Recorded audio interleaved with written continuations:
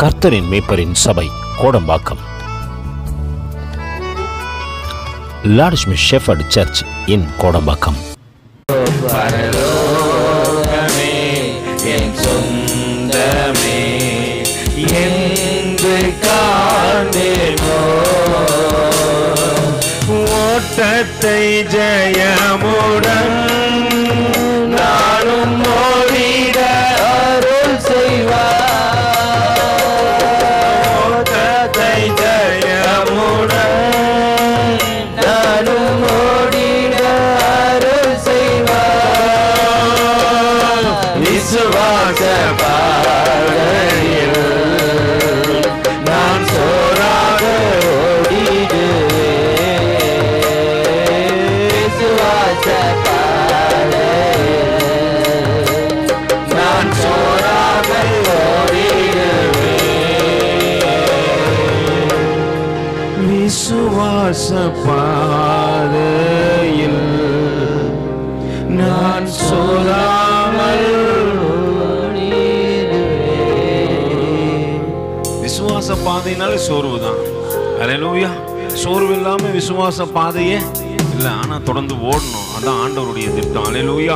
எத்தனை இடரடைகள் வந்தாலும் ஓடிக்கொண்டே இருக்கத்தக்கதாக தான் உங்களையும் என்னையும் தேவன் தெரிந்து கொண்டார். அந்த நினைவுகள் நமக்கு இருக்குமானால் நம்ம ஓட்டத்தை தடுப்பதற்கு இங்க ஒருத்தரும் நம்ம நினைக்கிறோம் மனுஷன் தடுத்துடுறான் பிரதர், அவங்க வந்து தடுத்துறாங்க. இல்லை இல்லை, சத்ருவானவன் உன் சிந்தையை அறிந்து உனக்கு சோர்வை கொடுக்குறான். பவுல் அப்போஸ்தலனை பாருங்க, எங்க விட்டாலும் சரி ஒரு ஓட்டத்தை நிறுத்தவே முடியல. அல்லேலூயா. ஏன் என்பதை நம்ம கொஞ்சம் அறிந்து ஆராய்ந்து பார்க்கத்தக்கதாக ஒரு பகுதிக்குள்ளே கடந்து செல்வோம். ஒருவேளை கடந்த நாட்களிலே பார்த்த நம்முடைய பார்வை விண்ணை நோக்கி இருக்குமானால் மண்ணுக்குரிய எந்த காரியமும் பெரிதாய் தெரிய போவது இல்லை. ஒருவேளை மண்ணை நோக்கி இருக்குமானால் நிச்சயமாய் விண்ணை பார்க்கக்கூடிய தகுதி ஒன்றும் நம்மிடத்தில் இல்லாமல் போய்விடும். அல்லேலூயா. நம் விண்ணை நோக்கி பார்க்கின்றவர்களாய் இருக்கத்தக்கதாக கர்த்தருக்கு நேராய் தாழ்த்தி ஒப்பு கொடுத்த ஆண்டவருடைய ஆண்டவரே, நீர் எங்களோடு கூட இந்த காலை வேளையில பேசுங்க. உடைய சத்தத்தை கேட்க கடந்து வந்திருக்கிற எங்களிடத்துல உங்களுடைய சித்தத்தை வெளிப்படுத்துங்க ஆண்டவரே. இதோ அடியேனை மறைத்து நீங்க பேச போகின்ற கிருபைகளுக்காக கோடி ஸ்தோத்திரம். மீட்பரட்சகருமாக இயேசுவின் இனிய நாமத்தில் ஜெபம் கேளுங்கள் ஜீவனுள்ள நல்ல பிதாவே, ஆமென். எடுத்து வாசிப்போம். அப்போஸ்தலருக்கு எழுதின நடபடிகள் கடந்த நாட்களிலே பார்த்த அந்த பகுதிக்குள் மறுபடியும் உங்களை அழைத்து செல்ல விரும்புகின்றேன். 6வது அதிகாரத்தின் 7-8 வசனங்களை வாசிப்போம். தேவ வசனம் விருத்தி அடைந்து சீஷர்களுடைய தொகை எருசலேமிலே மிகவும் பெருகிற்று. ஆசாரியர்கள் அநேகர் விசுவாசத்துக்கு என்ன பண்ணாங்க? கீழ்ப்படிந்தார்கள். ஸ்தேவான் விசுவாசத்தினாலும் வல்லமையினாலும் நிறைந்தவனாய். அல்லேலூயா. ஒவ்வொரு நாளும் நம் வாழ்க்கையில ஆண்டவர் பார்த்துனே இருக்கிறாரு, நம்ம எந்த இடத்துல நிரப்பப்படுகின்றோம். அல்லேலூயா. நிறைவு வரும்பொழுது குறைவு ஒழிந்து போகும் என்று பவுல் சொல்லுகின்றார். நமக்குள்ளே தேவ அன்பின் நிறைவை என்று பார்க்க முடியாததினால்தான் நம்ம அடிக்கடி சோர்ந்து போயிடும். அல்லேலூயா. பரிசுத்த ஆவியானவர் ஒரு மனுஷனை நிரப்பக்கூடுமானால் அவன் வாழ்க்கையில எந்த சூழ்நிலைகள் பெரிதாய் வந்தாலும் சோர்வு வராது. பவுல் சொல்றாரு, கிறிஸ்துவின் அன்பை விட்டு என்னை பிரிப்பவன் யார்? அல்லது எதுவோ, பசியோ நாசமோசமோ ஒருவேளை நிர்வாணமோ பட்டயமோ, எது என்னை அவருடைய அன்பில் இருந்து பிரிக்க கூடும்?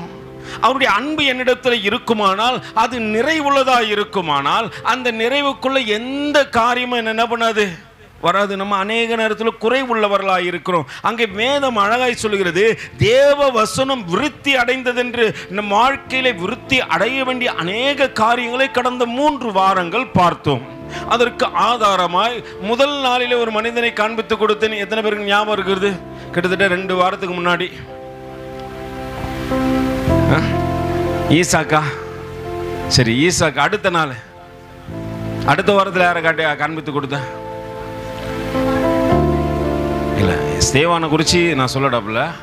ஆனால் ஈசாக்கை காண்பித்து கொடுத்தேன். அதுக்கப்புறம் மோசே இல்லை, யாக்கோபை குறித்து என்ன பண்ண உங்களோடு கூட பேசினா அவன் தரிசனம் அவன் வாழ்க்கையிலே கடந்து வந்தபோது அவன் குறைவுகள் அவன் வாழ்க்கையிலே நிறைவாக்கப்பட்டது. அல்லேலூயா. ஒரு மனுஷன் தன்னுடைய தரிசனத்தை அல்லாமல் அங்கே தரித்திருக்கிற பல காரியத்தை பார்ப்பீர்களானால் உன் தரிசனம் உன் பார்வைக்கு பெரிதாய் தெரிய போவது இல்லை. இதுதான் பெரிய பிரச்சனை. என் தரிசனத்தை பார்த்து ஓட வேண்டியனா, என் லக்கு என்னன்னு தெரிஞ்சு நான் ஓடுறேன்னா என்னை தடுப்பவன் ஒருவனும் இல்லை. இங்க எனக்கு அதுதான் இல்லை. என் லக்கு எதுனே தெரியாம நான் ஓடிக்கொண்டு இருக்கிறேன். அல்லேலூயா. நான் நல்ல பிரசங்கி ஆகணுமா, அது கர்த்தர் சித்தம். நான் நல்ல ஒருவேளை ஒர்ஷிப் லீடர் ஆகணுமா, அது கர்த்தர் சித்தம். நான் சுவிசேஷகன் ஆகணுமா, கர்த்தருடைய சித்தம். ஏதோ ஒரு சித்தம் என் வாழ்க்கையில இருக்குது. அது என்ன என்பதை நான் பார்த்து விட்டு ஓடக்கூடுமானால் அந்த ஓட்டம் தேவனுக்கு பிரியமாயிருக்கும். நான் அதை பார்க்காதபடிக்கு என்னை சுற்றி இருக்கிற அலுவல்களை பார்த்து கொண்டிருக்கிறேன், என்னை சுற்றி இருக்கிற காரியங்களை பார்க்கிறேன். அதனால எனக்குள்ள ஒரு நிறைவு வரமாட்டேங்குது. ஓட்டப்பந்தயத்தில் ஓடுகின்ற மனிதனுக்கு நல்லா தெரியும், என்னுடைய முடிவு அந்த இடத்துல இருக்கிறது. அந்த இடத்துல எல்லாருக்கும் முந்தி நான் ஓட வேண்டும். அதற்கான துரிதத்தை எனக்கு என் உடலுக்கு கொடுத்து ஓட வேண்டும் என்ற அந்த சிந்தை அவனை சரியாய் ஓட செய்கிறது. அவன் ஓட்டத்திலே தடைகள் எதுவும் வருவதில்லை. எனக்கு பக்கத்தில் 4 பேர் ஓடலாம். அவர்கள் யாருடைய ஓட்டமோ என்னுடைய ஓட்டத்தை என்ன பண்றாது, கம்மியாக்கிடாது, அது இன்னும் அதிகப்படுத்தும். என் கூட 2 பேரும் ஓடியாராங்க, நான் நல்லா ரன் பண்றேன், ஓடுறேன். ஓடும்போது என்னை தாண்டி 2 பேர் ஓடுறாங்கன்னா நான் இப்போ என்ன பண்ண சொல்லுங்க, சோர்வடைஞ்சு இல்லை பிரதர் என்னால் எப்படி ஓட முடியும். பக்கத்தில் கை வச்சு சொல்லு, ஃபர்ஸ்ட் சோர்ந்து போகாத. ஓட்டத்தை முடிக்கிற வரைக்கும் என்ன பண்ணக்கூடாது. நல்லா புரிஞ்சுங்க. பவுல் சொல்றப்பா, நல்லா என்னுடைய காரியங்கள் நான் ஓட்டத்தை முடிக்க போறேன். விசுவாசத்தை காத்து கொண்டேன். என் ஓட்டத்தை முடிக்கிற நாள் வரைக்கும் என் விசுவாசம் குறைஞ்சு போல அது நிறைவுக்குள்ளாக இருக்கிறது. அல்லேலூயா. நல்ல போராட்டத்தை போராடுறேன். அனுதினமா ஆவிக்குரிய வாழ்க்கை போராட்டம். அல்லேலூயா. யாரும் இல்லைன்னு சொல்ல முடியாது. ஆவிக்குரியவன் கண்டிப்பா இந்த அனுபவத்துக்குள்ள கடந்து வர வேண்டும். நான் அநேக காரியங்களை சில ஊழியர்களோடு கூட இருக்கும் பொழுது கேட்பேன். அவங்களுடைய மன தாங்கல்களை சொல்லுவாங்க. நான் கர்த்தரை அடுத்தது உங்ககிட்ட தான் பிரதர் பேசுனேன். ஏன்னா தேவ சமூகத்தில் ஜெபிப்பீங்க. நம்ம எல்லார்கிட்டையுமே சொன்னால் நம்மளுக்காக எத்தனை பேர் ஜெபிப்பாங்கன்னு நினைக்கிறீங்க? சரி, நோட் த பாயிண்ட். இதை என்ன பண்ணுவோம், எழுதி வச்சுப்போம். என்னைக்காவது ஒரு நாளைக்கு நம்மளுக்கு தேவைப்படும். நம்மளுக்கு விரோதமாக அவன் பேசுவான்ல, அன்றைக்கி நம்ம என்ன பண்ணுவோம், இந்த பாயிண்ட் எடுத்து அது இது அல்லேலூயா. மாம்ச வாழ்க்கை இதுதான். அது என்ன பண்ணாது, ஓட செய்யாது. என்ன பண்ணுறோம், சோர்வடைய செய்து விட்டு என் ஓட்டத்தை தடுத்து விடும். அல்லேலூயா. ஓட்டத்தை ஜெயமுடன் நானும் ஓடினாருள் செய்வார். ஓட்டத்தை ஜெயமுடன் நானும் ஓடினாருள் செய்வார். விசுவாச பாதையில் நான் சோராமல் ஓடிடுவேன். விசுவாச பாதையில்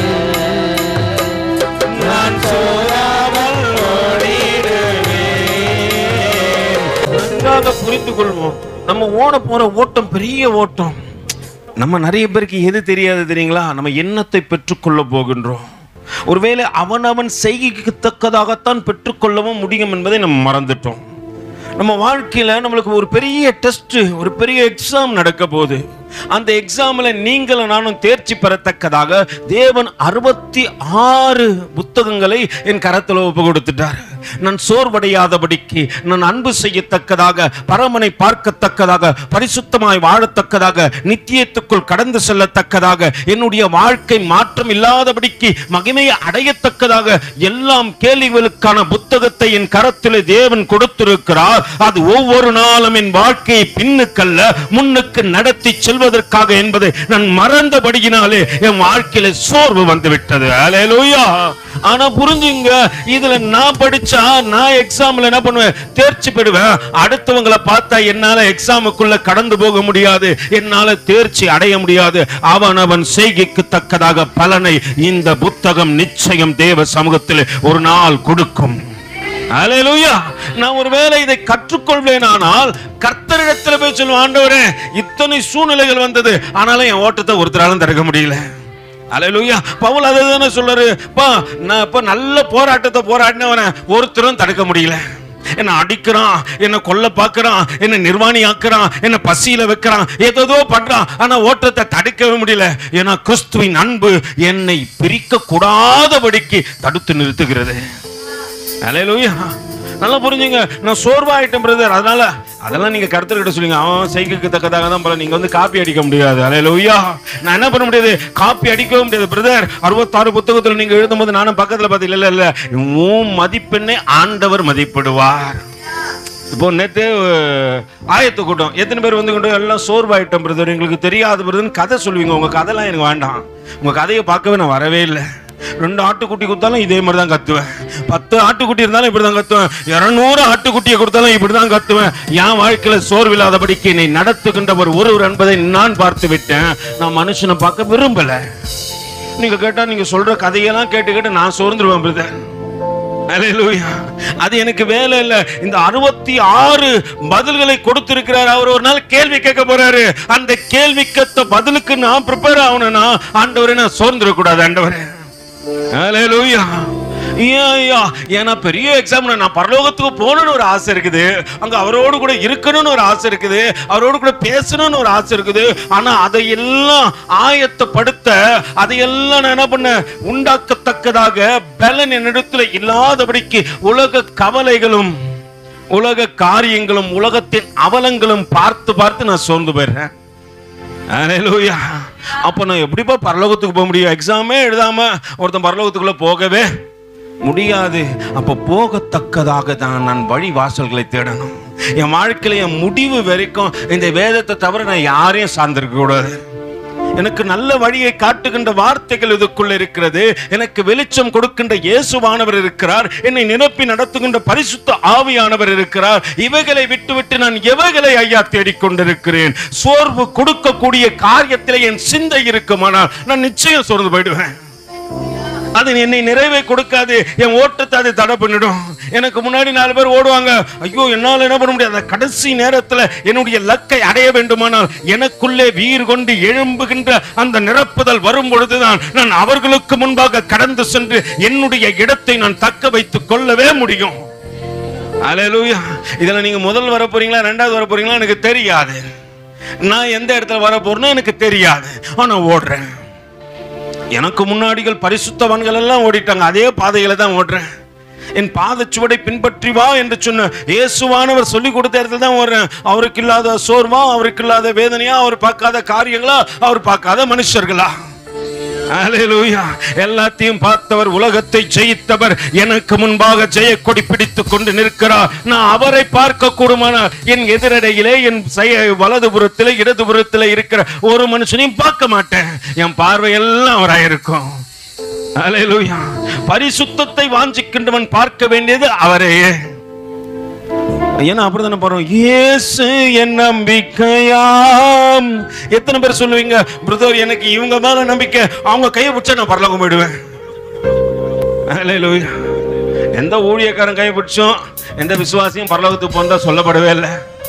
அவனவன் செய்கைக்கு தக்கதாக பலன். ஆண்டவர் அங்க போயிட்டு என்ன பண்ணுவார்? நிறுத்துவார்ப்பா, என்னென்ன பூமியில செஞ்ச, எனக்காக எத்தனை வருஷம் ரட்சிக்கப்பட்ட நாள்ல இருந்து எனக்காக உற்சாகமா ஓடினியா? உனக்காக உயிரை கொடுத்தேன், உனக்காக என் ரத்தத்தை கொடுத்தேன், உனக்காக சகலத்தையும் கொடுத்தேன். நான் வெறுமையான கடைசி வேலையில கூட உனக்காக பிதாவிடத்துல, பிதாவே இவர்கள் செய்வது என்னதென்று தெரியாமல் செய்கின்றார்கள், மன்னிங்க. என் கடைசி நிமிஷம் வரைக்கும் உன்னையே பார்த்து இருந்துட்டேன். நீ என்ன பார்த்தியான்னு கேட்டா நீங்க என்ன பதில் சொல்வீங்க? இல்ல ஆண்டவரே, பாதி நாள் அவங்கள பார்த்தேன், பாதி நாள் இவங்கள பார்த்தேன், பாதி நாள் இவங்கெல்லாம் பார்த்துருந்தேன். அது வேலை இல்லை பிரதர், அது வேலை இல்லை. சகோதரனே, சகோதரியே, நீ யாரை பார்க்க வேண்டுமோ அவர்களை பார்க்க கூடாதபடிக்கு இருக்கிறதுனால தான் உன் ஓட்டத்தை தடுக்கின்ற காரியங்கள் பல வருகிறது. அதிலே நீ விழுந்து போகிறாய் அல்லது சிக்குண்டு இளைத்தவனாய் நிற்கிறாய். அப்படி நிற்கக்கூடாதபடிக்கு உன்னை பலனை பெற்றுக்கொள்ளத்தக்கதாக பரிசுத்த ஆவியானவர் அழைக்கிறார். அங்கே ஸ்தேவானை பாருங்கள். ஸ்தேவான் விசுவாசத்தினாலும் வல்லமையினாலும் நிறைந்தவனாய் ஜனங்களுக்குள்ளே பெரிய அற்புதங்களையும், நல்லா புரிஞ்சுங்க. நீங்க கேட்கலாம் பிரதர், அது எப்படி பிரதர்? ஆரம்பத்தில் ஒரு மனுஷனுக்கு ஒரு அபிஷேகம் இருக்கும், அந்த அபிஷேகம் அப்படி ஓடும், இப்படி ஓட வைக்க, இப்படி பண்ணா அதெல்லாம் ஓகே ரைட்டு. ஆனா அது காலம் போக போக கழுதை தேஞ்சி என்ன ஆயிடும்? என்ன ஆயிடுமா? கொட்டு எறும்பா மாறிடும். இல்ல இல்ல, பக்கத்தில் கைப்பிடிச்சு சொல்லு கழுத. பக்கத்தில் கைப்பிடிச்சு சொல்லு, கையை பிடிச்சி நல்லா குளிக்க சொல்லு. கழுத, நீ கழுத இல்ல, நீ கர்த்தருக்குரியவன். கழுத தான் தேஞ்சா கட்டெருமா மாறும். நம்மளுக்கு கடவுள் 5 அறிவு படிச்சிருந்தாருன்னா ஓகே, ரைட். எதுன அறிவு? என்ன சொன்னா எனக்கு கோவம் வரும், வருமா வராதா? நம்ம என்ன பண்ணுவோம்? இவர் நம்மளத்தான். I am not target with you. என்னுடைய டார்கெட்லாம் எனக்கு எதிரடையாய் ஓடுகின்றவர்கள் மட்டும்தான். நான் நோக்கி பார்க்கறதுல யார் தரமா போடும்? என்னுடைய முன்னாடி ஒருத்தன் ஓடிக்கொண்டு இருப்பான், அவனை தான் பார்ப்பேன். ஆண்டவரே, அவனை முடிய முன்னாடி ஓடணும் ஆண்டவரே. நான் உன்னை பார்த்தா இங்கே என்ன பண்ண முடியாது, என் ஓட்டம் ஸ்டாப் ஆகிடும். நான் யாரை தரமா பார்ப்பேன்? எனக்கு முன்னாடி ஒருத்தன் ஓடி இருப்பான், ஆண்டவரே அவனுக்கு முன்னாடி நான் ஓடணும் ஆண்டவரே. அந்த ஓட்டத்திற்கான பலனை கொடுங்க ஆண்டவரே. நானும் அப்புறம் தான் யோசிப்பேன், ஆண்டவரே அப்படியாப்பட்ட பலனை நீங்கள் கேட்பீர்களானால் உங்கள் ஓட்டம் யாரும் தடுத்து நிறுத்த முடியாது. ஏன்னா உனக்கு முன்னாடி ஓடுவங்களாம் இன்னும் ஸ்பீடாக ஓடிக்கொண்டு இருக்கிறேன், நான் இன்னும் தாமதம் பண்ணி கொண்டு இருக்கிறேன். லோத்துவின் மனைவியை போல இருங்க தூதரே, போலாம். இந்த வாரம் தான் புதுசா டபுள் டோர் ஃப்ரிட்ஜ் வாங்கினேன். இதை விட்டுட்டு வர சொன்னா நான் எப்படி வருது? இன்னும் இஎம்ஐ ஆப்ஷன் கூட முடியல. அல்லேலூயா. நம்ம என்ன ஏக்கலாம் எங்க தான் இருக்குது? பூமியில எதை சேர்க்கலாமோ எதை பார்க்கலாமோ. நம்மளுக்காக டபுள் டோர் ஃப்ரிட்ஜ் எல்லாம் அங்க வச்சுக்கிறாருமா. அல்லேலூயா. நான் கொஞ்ச நாளா பாக்குறேன், எனக்கு பரலோகத்தை குறிச்சு ஒரே ஒரு ஆசை. ஆண்டவரே, அங்க மேகம் மீதில அவர் நடக்கிறார். வானம் மீதிலே என் மன்னன் வருவார், மகிமையோடு என்னை ஏற்றுக்கொள்ளுவார். வானம் மீதிலே என் மன்னன் வருவார், மகிமையோடு என்னை ஏற்றுக்கொள்ளுவார். நான் அங்கே போவேன், ஆர்ப்பரிப்பேன், என் ஆண்டவரின் துதியை சொல்லி மகிழ்வேன். நான் அங்கே போவேன்,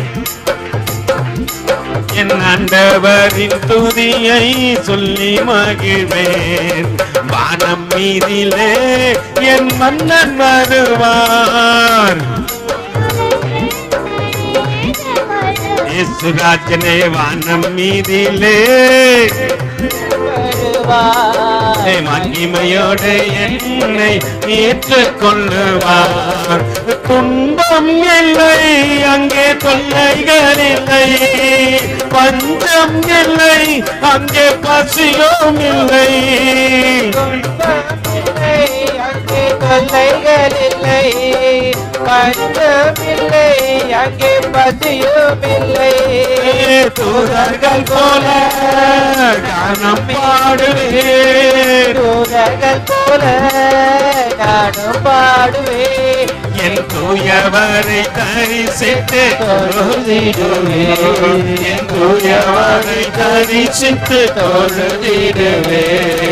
தூதர்கள் போல கானம் பாடுவேன், தூதர்கள் போல கானம் பாடுவேன். என் தூயவரை தரிசித்து தொழுதிடுவேன். மகிமை மகிமை, தூயவரை தரிசித்து தொழுதிடுவேன். தூதர்கள் போல கானம் பாடுவேன். அப்போ தூதர்கள் அங்க என்ன பண்ணி கொண்டு இருக்கிறாங்க? நம்ம துக்கமா இங்க இருக்கிறோம் பிரதர், எங்களுக்கு திடீர்னு பாட்டு பாடணும்னு தோணுச்சுன்னா தவறி பாடினா கூட என்ன பாட்டை பாடிடும். அல்லேலூயா. சில பிள்ளைங்களாம் பார்த்துக்கிறீங்களா, நாடகத்தில் ஒரு பாட்டு பாடுவாங்க, அப்படியே பாடும், டெட்டோ காப்பியா இருக்கும். பார்த்துக்கிறீங்களா? அப்படியே உள்ள ஒரு குழந்தைய கடந்த வாரத்தில் நம்ம வீட்டுக்கு வந்துச்சு, நான் கேட்டேன், அதுக்கு இங்கே இருக்கிற யாருமே பிடிக்காதான், அது கொரியன்ஸோ ஏதோ சொல்லிச்சு, எனக்கு கொரியன் தான் பிடிக்கும். அல்லேலூயா. சில குழந்தைங்க யாரை தான் பிடிச்சிக்குது?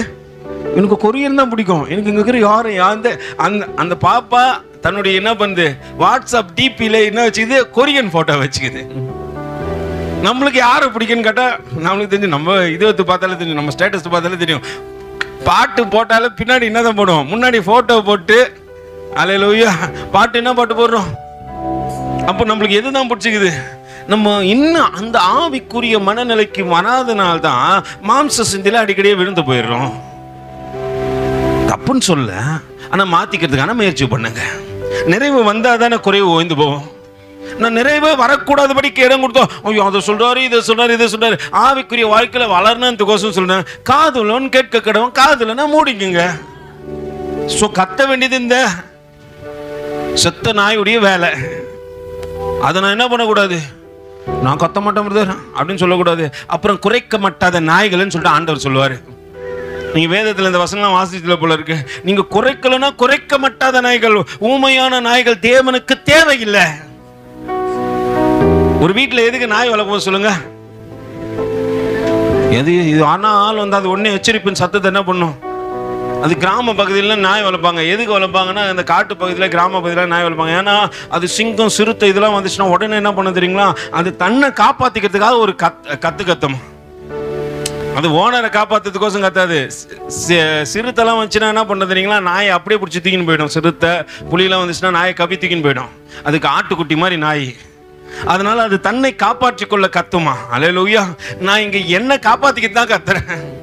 ஏன்னா கர்த்தர் உங்க ரத்தப்படியை எங்க கட்டுருவாரு, என்கிட்ட கட்டுறக்கூடாது. ஆண்டவர் சொல்றாருப்பா, நான் சொன்னலாம் அப்பயே இவன் உருப்பிட மாட்டான், இவன் உதவ வாக்குறான் அப்படின்னு சொல்லிட்டு அவனுக்காக நீ சப்போர்ட் பண்ணி பேசுனி அப்படின்ட்டு உங்களை குறித்து என்னிடத்துல தேவன் கேட்டு விடாதபடிக்கு இன்னைக்கு குறைக்க வேணும்னு குறைக்கிறேன். அது யார் இந்த இடத்துல நின்னாலும் அதுதான் செய்வாங்க. அல்லேலூயா. நம்ம நிறைவுக்குள்ளாக கடந்து வர வேண்டுமானால் ஒரு சில காரியங்களை மாத்திக்கணும். பரலோகத்தில் தேவ தூதர்கள் என்ன பண்றாங்களா, கானம் பாடிக்கொண்டிருக்கிறாங்களா. அவங்க யாரை பாடுவாங்க? தலையை குறிச்சா, தளபதியை குறிச்சா சொல்லுங்க. நம்ம இங்க யார் ஃபேனா இருக்கிறோம்? என் ஃபேன் பேஸே வேற, என் ரேஞ்சே வேற. அல்லேலூயா. ஒரு ரேஞ்சில் கர்த்தருக்கு ஒரு நாள் தெரியும் எந்த அளவுக்கு ஒரு மனுஷன் ஒரு தேவ பிள்ளை. நம்ம மற்ற உலகத்தாரெல்லாம் சொல்ல விரும்பல, தேவனுக்குள்ள இருக்கிற தேவ பிள்ளைகளை குறித்து சொல்ல. எந்த அளவுக்கு வேதத்தில் ஒரு நாட்டத்தோடு கூட நீங்க செயல்பட்டு கொண்டு இருக்கீங்க. எல்லாத்துக்கும் உங்களுக்கு பதில் வேதத்துக்குள்ளேயே இருக்குது. உங்க வாழ்க்கை குறித்து நீங்க வெளியே தேடக்கூடாது. எங்க தான் தேடணும்? வேதத்துக்குள்ள தேடணும். ஆதாமுக்கு நல்ல உறவை கொடுத்தவர் யார் தான்? யார் தான் கொடுத்தது? இல்ல பிரதர், நீங்க என்ன அப்படி சொல்லிட்டீங்க? அவன் வந்தான். ஏவாளுக்கு ரொம்ப ஃபிட்டு யாரு சொல்லுங்களேன் பார்க்கலாம். ஏமாந்து போறதுலாம் யார் தான்? ஆதாம் தான் தோட்டத்தில் ஏமாந்துட்டாரு. ஏவாள் எங்க ஏமாந்துச்சு? ஆதாம ஏவாள் ஏமாத்துச்சு. சொல்லிருக்கணும்ல. அத்தான் டெய்லியும் ஒரு மாதிரி அது வளைஞ்சு வளைஞ்சு வருது. அது பேர் என்னன்னு எனக்கு தெரியல, ஆனா ரொம்ப அறிவாளி. அது என்கிட்ட டெய்லியும் வந்து டாக் பண்ண அத்தான் சொல்லிருக்கணுமா இல்லையா? ஆனா சொல்லல. அதனால் யார் ஏமாற்றப்பட்டது? யார்பா ஏமாற்றப்பட்டது? நல்லா புரிஞ்சுங்க. ஏவாளுக்கு ஆதாம் இடத்துலேருந்து எச்சரிப்பின் சத்தம் வரணும்னா உடனே ஏவாள் என்ன திரும்ப பண்ணா, ஆதாம் இடத்துல போய் சில காரியத்தை சொல்லிடணும். ஐயோ இந்த காரியம் நடக்குது, அவன் எச்சரிச்சிருப்பான். ஆண்டவர் சொல்லிட்டாருமா, தோட்டத்தில் இருக்கிற எந்த பழத்தை வேணாலும் சாப்பிடலாம், இதை என்ன பண்ணக்கூடாது, சாப்பிடக்கூடாது. இதை சாப்பிட்றனால நீ என்ன பண்ணுவ? சாகவே. எதுல? மாம்சத்தில் இல்லை. அவ்வளோ நாள் எல்லாருமே எப்படிதான் இருக்கிறாங்க? நிர்வாணியா இருக்கிறாங்க.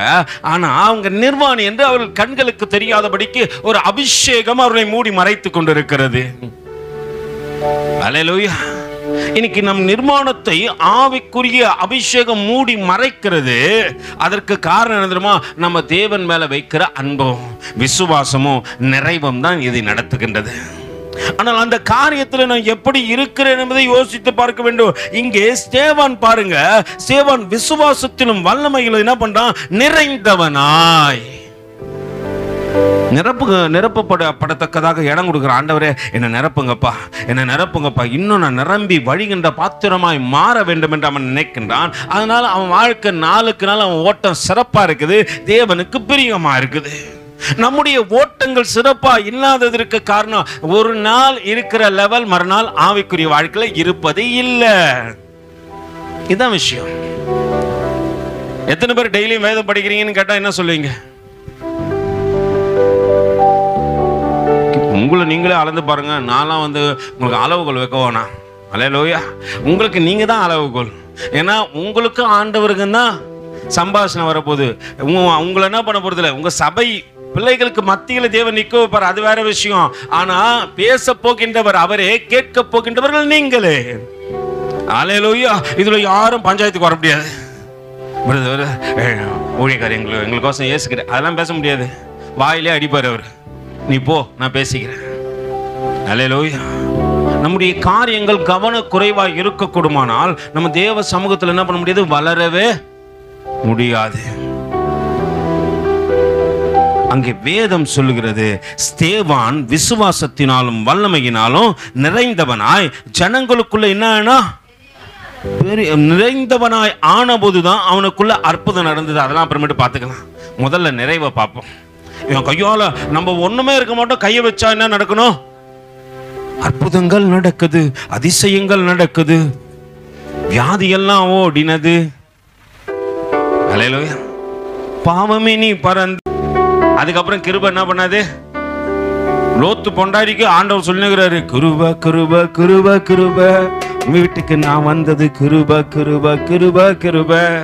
நீ கையை பிடிச்சின்னு ஓடும் போது ஓடிட்டுன்னா தப்பிச்சிருவேன், இல்ல அப்படின்னா கிருபை உன்னை கையை விட்டுரும்.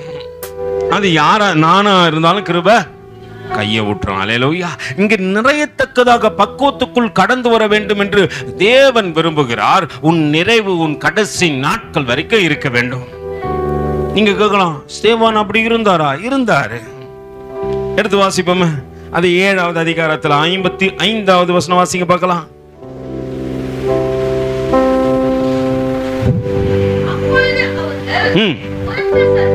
உரத்த சத்தமாய் கூக்குரலிட்டு தங்கள் காதுகளை 55 அவன் பரிசுத்த ஆவியினால் நிறைந்தவனாய் வானத்தை என்ன பண்ணா அண்ணாந்து பார்க்கிறான்.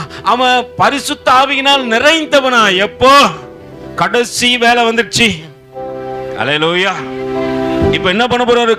கர்த்தருக்குள்ள மரித்து போக போறாரு. அவர் முடிவு வரைக்கும் அந்த நிறைவு அவனுக்குள்ள இருக்கிறது. நமக்குள்ள எந்த நிறைவு இருக்கிறது? கொஞ்சம் யோசிச்சு பார்ப்போம். சபைக்குள்ள இருக்கும் போதே தனியா ஒரு சங்கத்தை ஆரம்பிச்சு அங்க என்ன பண்றோம்? பங்கம் பண்ணுகிறோம். அல்லேலூயா. அப்புறம் எப்படி பிரதர் ஆவிக்குரிய வாழ்க்கையில நீங்க வளர முடியும்? ஆவிக்குரிய வாழ்க்கையில வளர்னா உன் நிறைவு ஆரம்பம் முதல் முடிவு வரைக்கும் நீ கர்த்தருக்குள்ள வரதுக்கு முன்னாடி எப்படி வேணாலும் இருந்துட்டு போ. அதை பத்தி கர்த்தர் கேட்கவே இல்லை. அல்லேலூயா. ஆனா கர்த்தருக்குள்ள வந்துட்ட பிறகு உன் நிறைவு எப்படி இருக்குது? அது ஒரே நிலையில இருக்கணும். எந்த நிலையில நான் இருந்தாலும் தேவன் என்ன பார்க்கணும்னு நினைக்கிற சகோதரனே சகோதரிய, அதே போல நீயே இருக்கணும்னு தேவன் எதிர்பார்ப்பாரு. அங்கே ஸ்தேவான் பாருங்க, 55வது வசனம், அவன் பரிசுத்த ஆவியினால் நிறைந்தவனாய் வானத்தை அண்ணாந்து. அங்க ஒரு நிறைவு இருக்கும் போது அவன் பார்வை எங்க போச்சு? எனக்கு யோசனை, என்ன ஆண்டவரே, இவன் ஆரம்பத்திலிருந்து முடிவு இவன் தெரிஞ்சு கொள்ளப்படும் பொழுதும் ஆவியில நிரப்பப்பட்டுதான் தெரிஞ்சு கொள்ளப்பட்டான். ஏன்னா அங்க அவங்க ஆகாரம் போறதுக்கு ஆள் வேணும்னு சொல்லிட்டு கேட்கும்போது 7 பேரை தந்துட்டு, இந்த 7 பேர்ல ஸ்தேவான ஒருத்தர் அவன் பரிசுத்த ஆவியினால் நிறைந்தவனா என்று சொல்லப்படுகிறது. ஆரம்பமும் நிறைவு, அவனுடைய முடிவும் நிறைவு. இப்போ ஆரம்பமும் முடிவும் நிறைவாய் இருக்கிறதுக்கு அவன் என்ன பண்ணிருப்பான் நான் யோசனை பண்ணி கொண்டே இருக்கிறேன். அங்க வேதம் அழகாய் அந்த வசனத்திலே அவரே சொல்லுகின்றார், அவன் பரிசுத்த ஆவியினால் நிறைந்தவனாய் வானத்தை அண்ணாந்து பார்த்து தேவனுடைய மகிமையும் தேவனுடைய வலது பரிசுத்திலே இயேசுவானவர் நிற்கிறதையும் கண்டான். அவன் யாரை பார்க்கிறான்? அவன் சபைக்குள்ள வந்து ஒருத்தரையும் பார்க்கல பிரதர். அவன் ஊழியக்காரனை பார்க்கல, மற்றவங்களை பார்க்கல, விசுவாசிகளை பார்க்கல, முன்னோடிகளை பார்க்கல. அவன் பார்வையெல்லாம் இயேசு. அல்லேலூயா. நீ நானும் இயேசுவை பார்ப்போமானால் வேற எங்கேயும் பார்க்க மாட்டோம். நம்ம ஓட்ட ஆரம்பத்திலிருந்து முடிவு வரைக்கும் நிறைவே, இல்லைன்னா சோர்ந்து போயிடுவோம். அல்லேலூயா. நல்லா புரிஞ்சுங்க. இல்லைன்னா என்ன ஆயிடுவோம்? சோர்ந்து போயிடுவோம். ஒருவேளை அவர் வருவதை நான் பார்க்க வேண்டுமானால், மகிமை நிறைந்தவரை நான் தரிசிக்க வேண்டுமானால் என்னுடைய பார்வை பரலோகத்துக்கு நேராக இருக்கணும். அல்லேலூயா. நான் நடக்கும் இடமோ தங்கமயமாம், நான் தங்கும் ஸ்தலமோ தேவனின் இல்லோ. நான் நடக்கும் இடமோ நான் தங்கும் ஸ்தலமோ தூதர்கள் போல நானும் இருப்பேன். முதல்ல நான் என்ன பண்ணணும்? தேவனை போலவே தூதரை போல பாட கத்துக்கணும். நான் எங்க தனிமையில போனாலும் நான் யாரை குறிச்சு யோசனை பண்ண போனோம்? சொல்லுங்க, யாரை குறிச்சு? நான் நிறைய விஷயத்தை சிந்திக்கிறேன் பிரதர், வருங்காலத்தை குறித்து சிந்திக்கிறேன். அல்லேலூயா. நிறைய பேர் எதை சிந்திக்கிறீங்க? வருங்காலத்தை குறித்து சிந்தித்து கொண்டீங்க. அது கர்த்தர் பார்த்துக்கட்டும். நீ யாரை பார்க்க போற என்பது ரொம்ப முக்கியம். நீ தேவனை பார்க்க கூடுமானால் உன் என்ன ஏக்கமெல்லாம் தேவனை நோக்கி மட்டும்தான் இருக்கும். உன் சிந்தனை அவராக இருக்குமானால் உன் நாவிலிருந்து பிறக்கிற பாடலை யாராக தான் இருப்பாங்க? தேவனாக தான் இருக்கும். என் சிந்தனை வேற ஒருத்தராக இருந்துச்சுன்னா, நான் கடந்த நாளில் சொன்னேன் இல்லையா, ஒரு பாப்பாவை பார்த்தேன். அந்த பாப்பா டிபியில் யார் ஃபோட்டோ வச்சுருந்தாங்கன்னு? யாருது? கொரியந்து. அது புறஜாதி மக வச்சுக்கலாம், தப்பு கிடையாது. ஏன்னா நான் அவங்கள சின்ன வயசுலேருந்து பார்க்குறேன். அந்த குழந்தை பிறக்கிறதுக்கு முன்னாடிருந்து தெரியும், பார்த்துக்கிறேன். ஆனால் இது இப்போ காலேஜ் போகிற அளவுக்கு வந்துச்சு, அதனால அது வச்சுக்கிறதுக்கு தெரியல, சொல்லிக் கொடுக்குறதுக்கு ஆள் இல்லை. ஆனால் நீங்கள் முழு நேரம் எங்கே தான் இருக்கிறீங்க? எங்கே தான் இருக்கிறீங்க? எங்கே பொறுத்த இருக்கிறோம்? வாரத்தில் 1 hour தான். அது உங்களுக்கு டிமிக்கு கொடுக்குறேன்னே நாங்கள் என்ன பண்ணுறோம்? வேலைக்குது, அதுக்குது, இதுக்குதுன்னா எனக்கு இல்லைம்மா, கர்த்தருக்கு தான். உங்கள் ஆவிக்குரிய வாழ்க்கையில் நீங்கள் கணக்கு ஒப்பிக்க போகிறது அவரோடு கூட தான். அதான் சொல்லணும், 66 புத்தகத்தை என்கிட்ட கொடுத்துருக்கிறாரு. நான் படித்தேன், நான் போய் என்ன பண்ண போகிறாங்க? எக்ஸாமில் எழுத போகிறேன். நீங்கள் படிச்சுன்னா நீங்கள் எழுத போகிறீங்க. இங்கே டிட்டோ காப்பிலாம் அடிக்கவே முடியாது. அடுத்தவங்களை பார்த்து நம்ம உலகத்தில் அடிச்சிட்டோம். படிக்கிற நாள்லேருந்து என்ன பண்ணோம்? பக்கத்தில் பார்த்து எழுதி என்ன பண்ணோம்? Okay right. ஆனால் ஆவிக்குரிய வாழ்க்கை அப்படி இல்லை. அவனவன் செய்கைக்கு தக்கதாக பலன். ஆண்டவர் பக்கத்தில் யாரையும் நிற்க வைக்க மாட்டார். உன்னை சுற்றி உன் சபை இருக்கலாம், உன்னை சார்ந்தவர்கள் இருக்கலாம், உனக்கு தெரிந்தவர்கள் இருக்கலாம், பரிசுத்தவான்கள் இருக்கலாம். ஆனால் நடுவில் நீயும் எதிர்க்க தேவனும் தான் இருப்பாங்க. அவர் கேட்கிற கேள்விகளுக்கு நீ சாக்கு சொன்னா அவர் திரையை போட்டு காட்டுவார். அது நானா இருந்தாலும். அல்லேலூயா. நான் உங்களை மட்டும் இல்லை, என்னையும் சேர்த்து தான் சொல்றேன். நானா இருந்தாலும் அவர் என்ன பண்ணுவாரு? திரையை போட்டு அழகா காண்பிச்சிடுவாரு. இதுதான்பா விஷயம். நான் அங்க என்ன சொல்லுவேன்? இப்ப திரையை போட்டு நான் அன்னைக்கு என்ன பண்றேன்? ஒருத்தர் ஏமாத்திட்டு போய் ஒரு இடத்துல இருக்கிறேன். கேட்டேன், நான் வேலை அலுவல் பிரதர் அப்படின்னு சொல்லிட்டு போயிட்டேன். ஆண்டவர் திரையை போட்டு காட்டுறாரு, அன்னைக்கு நீ எந்த அலுவல்ல இருந்தன்ட்டு. இப்ப நான் என்ன பண்ண முடியாது? போய் அவர்கிட்ட பேசவே முடியாது. அதனால அவனவன் செய்கைக்கு தக்கதாக பலன் என்ன பண்ணும்? அவனவன். இப்போ என்னுடைய செய்கை என்னவோ அந்த செய்கைக்கேற்ற பலனைத்தான் தேவன் எனக்கு கொடுப்பாரு. நான் எந்த அளவுக்கு அளக்கிறேனோ அந்த அளவுக்கு தான் எனக்கு அளக்கவும் படும். நான் ஆவிக்குரிய வாழ்க்கையில நிறைவா இருக்கணும்ட்டு நிறைவா அளந்தேனா கர்த்தர் எனக்கு குறைவா அளப்பாரா நிறைவா அளப்பாரா? நிறைவா அளப்பாரு. அது அமுக்கி குலுக்கி சரிந்து விழத்தக்கதாக இருக்கும். நான் குறைவா அளந்தேன்னா, அல்லேலூயா, நான் குறைவா அலைஞ்சேன்னா என்ன பண்ணுவாங்க? குறைவாக தான் கிடைக்கும். நான் இப்போ முதல் வந்தேன்னா என்ன ப்ரைஸ் கிடைக்கும்? முதல் ப்ரைஸ் கொடுப்பாங்க. நான் 2வது வந்தேன்னா செகண்டா தேர்டாப்பா செகண்டு. 3வது வந்தேன்னா உன் சைகைக்கு தக்கதாக தான் பலனு. பின்ன நீ 3வது வந்து நீ கடைசியாக வந்தேன்னா லாஸ்ட்டாக சாக்லேட் கொடுப்பாங்க. ஆறுதல் பரிசா கொடுப்பாங்க பரலோகத்தில். கவலைப்படாதப்பா, நாங்கள் என்ன பண்ணுறோம்? வழி அனுப்பி வைக்கிறோம், நரகம் வரைக்கும் வரோம். உங்களை வழி ஆறுதல் பரிசா தான். அல்லேலூயா. நல்லா புரிஞ்சுங்க. நான் என் செய்கையும் நான் பிரதானமாக இருக்கணும் ஆண்டவரே. ஓடுகின்ற ஓட்டத்தில் தேவனுக்கு பிரியமா ஒன்று ஆண்டவரே. என் வாழ்க்கை கொஞ்ச நாள் குறுகினதா இருக்கிறது. எப்படி தான் இருக்குது என் வாழ்க்கை? குறுகின வாழ்க்கை. நீங்க யோபு புத்தகத்தை நீங்க வாசிச்சு பார்த்தீங்கன்னா தெரியும். அவர் உன்னுடைய ஆயுசு நாட்கள் எப்படி இருக்கிறதா? குறுகினதா இருக்கிறது, சஞ்சலமும் தவிப்பும் நிறைந்து இருக்கிறது என்று யோபு சொல்லுகின்றான். அல்லேலூயா. எது நிறைஞ்சிருக்குதா? இங்க ஆயுசு நாட்கள் குறைவா இருக்குது, சஞ்சலமும் தவிப்பும் நிறைந்து இருக்கிறதா. நான் இதுலயே தான் இருக்கிறேன். சஞ்சலத்தையும் தவிப்பும் வச்சுக்கணும். ஐயோ இது இது இது இது நான் இங்க எதை சேர்த்து வச்சாலும் எடுத்து போக முடியாது. நான் புது ஆடை ஒரு 10 ஆடை வாங்கி வச்சிருக்கிறேன். புதுசா பிரதர் நீங்க நல்ல ஃபேண்ட், அல்லேலூயா, நல்ல ஃபேண்ட்லாம் எடுத்து வச்சுக்கிறீங்க, நல்ல சட்டெல்லாம் எடுத்து வச்சுக்கிறீங்க. நீங்க போயிட்டு இப்போ இதை எடுத்து நீங்க பரலோகம் போக முடியும்னு கேட்டீங்கன்னா இல்ல. அல்லேலூயா. 10 நாளைக்கு உன் போட்டோ பின்னாடி வச்சிருப்பாங்க, 11 நாள் அதை கட்டி போட்டு வச்சிருப்பாங்க. அடுத்த வருஷம் பார்த்தா அது யாருக்குன்னா தூக்கி போட்டு கடைசியில் கொடங்காரம் வாங்கிட்டு போவான். நீ ஆசைப்பட்டு வாங்கினது தான். அல்லேலூயா. அது இப்போ எங்கே போச்சு? கொடங்காரங்க எனக்கு போயிடுச்சு. இந்த பாவி போன் தான் போனான். கடைசியில் இவன் பேரில் கொடனாச்சு. ஆனால் நம்ம வாங்க சொல்லாது எப்படி வாங்கியிருப்போம் சொல்லுங்க? இருக்கிறதுலே சிறந்ததாக பார்த்து வாங்கியிருப்போம். சட்டை எடுக்க போனால் கூட எல்லாம் 300 ரூபா தான் இருக்கும். 300 ரூபா 400 இருக்குன்னு வச்சுங்களேன். அதுலேயும் பெஸ்ட்டு எதுன்னு செலக்ட் பண்ணுவோம். எல்லாமே ஒரே யுவன் தான். ஆனால் எதையும் நான் எடுத்துக்கொண்டு பூமியில் இருக்கிற வரைக்கும் என் ஆயுசு நாட்கள் குறைவு இருக்கிற வரைக்கும் நான் ஓகே ரைட்டு. ஆனால் இதில் எது எனக்கு நிறைவு என்று வேதம் சொல்லுகிறது? சஞ்சலமும் தவிப்பும் நிறைந்திருக்கிறது. தவிக்கிறேன், இதை சேர்க்கலாமா, அதை சேர்க்கலாமா, அதை சேர்க்கலாமா. கடந்த நாளில் எனக்கு ஒரு சகோதரி ஃபோன் பண்ணியிருந்தாங்க, பிரதர் ஒரு இடங்குது வாங்கிக்கிறீங்களா. நாங்கள் அந்த அம்மா ஏன்டா எனக்கு ஃபோன் பண்ணிச்சுன்னு ஆயிடுச்சு. நான் ஒரு கதை ஒன்று சொன்னேன் அந்த அம்மா கிட்ட. சிஸ்டர் ஒரு கதை ஒன்று சொல்கிறேன் கேட்குறீங்களான்னு. சொல்லுங்க பிரதர். அல்லேலூயா. ஒரு மீனவன் மீன் பிடித்து விட்டு ஒரு மரத்து நிழல்ல படுத்திருந்தான். யார் மீன் பிடிச்சிட்டு பார்த்திருந்தது? ஒரு மீனவன். அந்த நேரத்தில் ஒரு வழி போக்கான் அந்த சைடாக போனான். இந்த மீனவனை பார்க்குறானா, என்னண்ணா இப்படி தூங்கி நிற்கிறான். அண்ணன் கிட்ட போய், ஹேய் தம்பி எழுந்துரு, பக்கத்தில் கை பிடிச்சி சொல்லு, எழுந்துரு, தூங்கின்னு இருக்காது, சபை தூங்குற இடமாண்ணா. அல்லேலூயா. அப்போ அவன் எழுந்து உக்காந்து பார்த்தானா. அவனை, சொல்லுங்க ஐயா, என்ன பண்ணி கொண்டு இருக்கிற? மணி 11 மணி ஆகுது, இந்த மாதிரி மரண நல்லா பார்த்து தூங்கி நிற்கிறிய, உனக்குலாம் எங்கனாச்சும் கொஞ்சனாச்சும் சென்ஸ் இருக்கா அப்படின்னு சொல்லிட்டு கேட்டாங்களாம். அவன் உடனே சொன்னானா, பார்த்தானா, சரி இல்லைன்னே வச்சுப்போம், சொல்லுங்க அப்படின்னு கேட்டான்.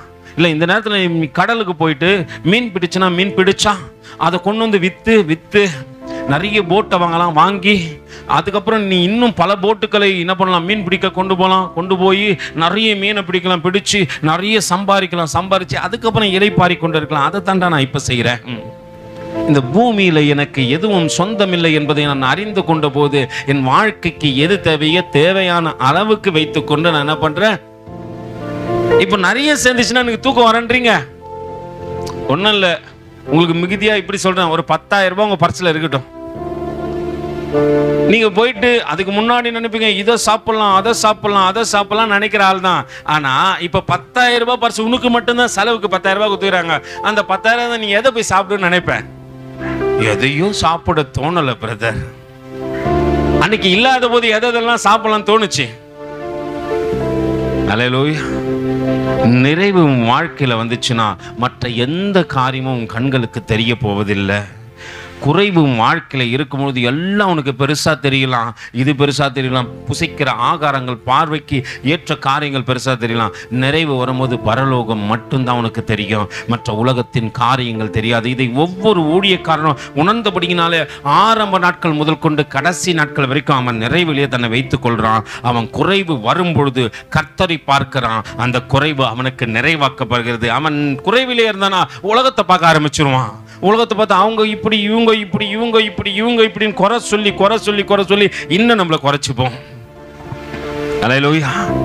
நிறைவு வர விரும்புகின்றவன் கர்த்தரை மட்டும்தான் பார்ப்பான். இங்கே ஸ்தேவான் யாரை பார்க்கிறானா, அவன் 55வது வசனத்தில் சொல்கிறது, அவன் பரிசுத்த ஆவியினாலே நிறைந்தவனாய் வானத்தை அண்ணாந்து பார்த்து தேவனுடைய மகிமையும் தேவனுடைய வல்லமை வலது பரிசுத்திலே இயேசுவானவர் நிற்கிறதையும் கண்டு. அல்லேலூயா. அவன் எதை பார்த்துட்டான்? நிறைவுள்ளவன் பார்ப்பதெல்லாம் எதுதான்? இயேசுவானவர் மட்டும்தான். ஏன்னா அவரை பார்க்கும்போது வேதம் சொல்லுது, குறைவுள்ளோனானாலும் நிறைவாக நடத்துகிறீர். நான் குறைவுள்ளவன் ஆனாலும் அவரை பார்ப்பனா கர்த்தர் என்னை நிறைவா நடத்துவார். நான் ஒருவேளை குறைவுள்ளவனாவே வாழ்க்கையில இருந்து அவரை பார்க்கலன்னு வச்சுக்கோ, எனக்கு பார்க்கறதெல்லாம் மேன்மையாய் தோன்றும். அங்க வேதம் அழகாய் சொல்லுகிறது, அவன் பரிசுத்த ஆவியினால் நிறைந்தவனாய் வானத்தை அண்ணாந்து பார்த்தான், தேவனுடைய மகிமையும் தேவனுடைய வலது பரிசுத்திலே இயேசுவானவர் நிற்கிறதையும் கண்டான். நிறைவை பார்க்கும்போது ஒரு மனுஷனுக்கு என்ன வரும்? நிறைவை பார்க்கும்போது அவன் என்னத்தை தான் பார்ப்பான். அவனுக்குள்ள நிறைவு வருமா? நல்லா நீங்க படிக்கிற பசங்க கூட சேர்ந்தீங்கன்னா உங்களுக்கு என்ன வரும்? பேரண்ட்ஸ்லாம் சின்ன வயசுல சொல்லுவாங்க, இவன் கூட சராதரா. ஏன் சொல்லுங்க, இதெல்லாம் படிக்காது முட்டாளு. இப்ப யாரு கூட சேர சொல்லுவாங்க? நல்லா படிக்கிற பசங்க கூட சேர்றா. ஏன்? நம்ம பார்வை ஒரு காரியத்து மேலேயே இருக்குமானால், நீ விவேகானந்தரை கேட்டா அவர் சொல்லுவாரு, நீங்க எதை 21 நாள் சம்திங் பாக்குறீங்களோ அதுவாகவே மாறிடுவீங்களா? அல்லேலூயா. அப்போ நம்ம வாழ்க்கையில் என்ன பண்ணோம்? ஆண்டவரே, நான் வேதத்தையே பார்க்கிறேன், ஆண்டவரே என் குறைவுகளை நிறைவாக்குகின்ற காரியத்தை பார்க்கிறேன். அப்போ நான் ஒரு தேவ மனுஷியை மாறுவதற்கு முதல் ஆதாரம் எதுதான்? எத்தனை பேருக்கு ஊழியக்கார ஆகணும்னு கேட்டால் எல்லாம் கை தூக்குவீங்க. எத்தனை பேர் பைபிளை முடிச்சிங்கன்னு கேட்டால் எல்லார் கை என்ன ஆயிடும்? அல்லேலூயா. அப்போ நிறைவு வர வேண்டுமானால் அப்போதானே குறைவு ஒன்று விட்டு ஓய்ந்து போவோம். இருதயத்தின் நிறைவு. சில வாயெல்லாம் பார்த்தீங்கன்னா லொடலொடலொடன்னு பேசும். அது என்னது நினைக்கும். எனக்கு ஒரு சகோதரன் ஃபோன் பண்ண, பிரதர் என் வீட்டில் என்ன மதிக்கவும் மாட்டாங்க பிரதர், எல்லாம் சபைக்கு என்ன கூட்டும் போயிட்டு என்ன தெரியுமா பண்ணுறாங்க, இவன் தப்பு பண்ணுறான் அப்படின்னு சொல்லிட்டு சொல்லினே இருக்கிறாங்க. எங்கேயும் எனக்கு போக பிடிக்கல. எங்கே போக பிடிக்கலையா? சபைக்கே எனக்கு போக பிடிக்கல. ஆண்டவர், நான் உடனே தேவ சமூகத்தில் கேட்குறேன், ஆண்டவரே இந்த மனுஷன் இடத்துல என்ன பேசுது? ஃபர்ஸ்ட் அவன் சத்தத்தை கேளு. அவன் இருதயத்தின் நிறைவு பேச செய்யுது. அவனுக்கு பேசுறதுக்குள்ள ஆள் இல்லை, அவன் நியாயத்தை கேட்கறதுக்கு ஒருத்தரும் இல்லை. முதல்ல நீ கேளு. நான் எல்லாம் கேட்டு முடிச்சு சொன்னேன், உங்க அங்கலாய்ப்பின் சத்தத்தை கேட்கறதுக்கு ஆள் இல்லை. இதுதான் பிரதர் உண்மை. நான் பேசினேன், யாரும் கேட்க மாட்டான் பிரதர். என் மனைவி கேட்க மாட்டேது, என் பிள்ளைங்க கேட்க மாட்டேது, என் சொந்தங்கள் கேட்க மாட்டேது. அப்போ ஒரு மனுஷன் பேசுகிறதை கேட்பதற்கு ஆள் இல்லைன்னா அவன் பதறி போய் என்ன பண்ணுவான்? பேசிக்கொண்டே தான் இருப்பான். அல்லேலூயா. இங்கே வேதம் அழகாய் சொல்லுகிறது, அவன் பரிசுத்த ஆவியினால் நிறைந்தவனாய் வானத்தை அண்ணாந்து பார்த்து தேவனுடைய மகிமையும் தேவனுடைய வலது பரிசுத்திலே இயேசுவானவர் நிற்கிறதையும் கண்டான். இப்ப இயேசுவை பார்த்தபோது இவனுக்கு எப்படி நிறைவு வந்தது என்று நம்ம கேட்கலாம். எடுத்து வாசிப்போம். லூக்காக்கு எழுதின நிருபம். என்னோடு கூட திருப்பிக் கொள்ளுங்க. லூக்காக்கு எழுதின நிருபம் 4வது அதிகாரம் முதல் வசனத்தை வாசிங்க பார்க்கலாம். இயேசு பரிசுத்த ஆவியினாலே நிறைந்தவராய். நல்லா புரிஞ்சுங்க, இயேசுக்குள்ள ஒரு என்ன இருக்குது? ஒரு நிறைவு. அவருக்குள்ள ஸ்தேவானால தான் அவரை பார்த்தபோது அவரை போல பரிசுத்த ஆவியானவரால் நிரப்பப்பட்டான். இப்ப நம்ம யாரை பார்க்கிறோம்? குறை கொடத்தெல்லாம் பார்த்துட்டு குறை சொல்லணும் உக்காந்துக்கிறோம். அல்லேலூயா. நிறைவு யார் தான் இங்க? கர்த்தர் மட்டும் தான் நிறைவு. அவர் செய்த நன்மைகளை சில நேரத்தில் நம்மளுக்கு துன்பம் துயர்லாம் வரும் இல்லைங்களா? அப்ப நீங்க என்ன பண்ண சொல்லுங்க? கர்த்தர் செய்த நன்மைகளை ஒரு நாளும் மறவாதே. கர்த்தர் செய்த நன்மைகளை ஒரு நாளும் மறவாதே. ஆத்துமாவே நன்றி சொல்லு முழு உள்ளத்தோடு. நான் சோர்வடையும் பொழுது அவர் செய்த நன்மைகளை நினைக்கணும். அல்லேலூயா. அதுவே நான் அடுத்த கட்டத்தில் கொண்டு வந்து என்ன பண்றோம்? நிறுத்தணும். நான் என்ன பண்ணுவேன்? ஐயோ, நான் இவ்வளோ நன்மை செஞ்சேன்னு. நீ செய்ததை காட்டிலும் கர்த்தர் உனக்கு 100 மடங்கு செஞ்சிட்டாரு. அல்லேலூயா. நீங்க செஞ்சது உங்களுக்கு பெருசா தெரிஞ்சுன்னா கர்த்தர் உனக்கு செய்தது அதை காட்டிலன்னு அது.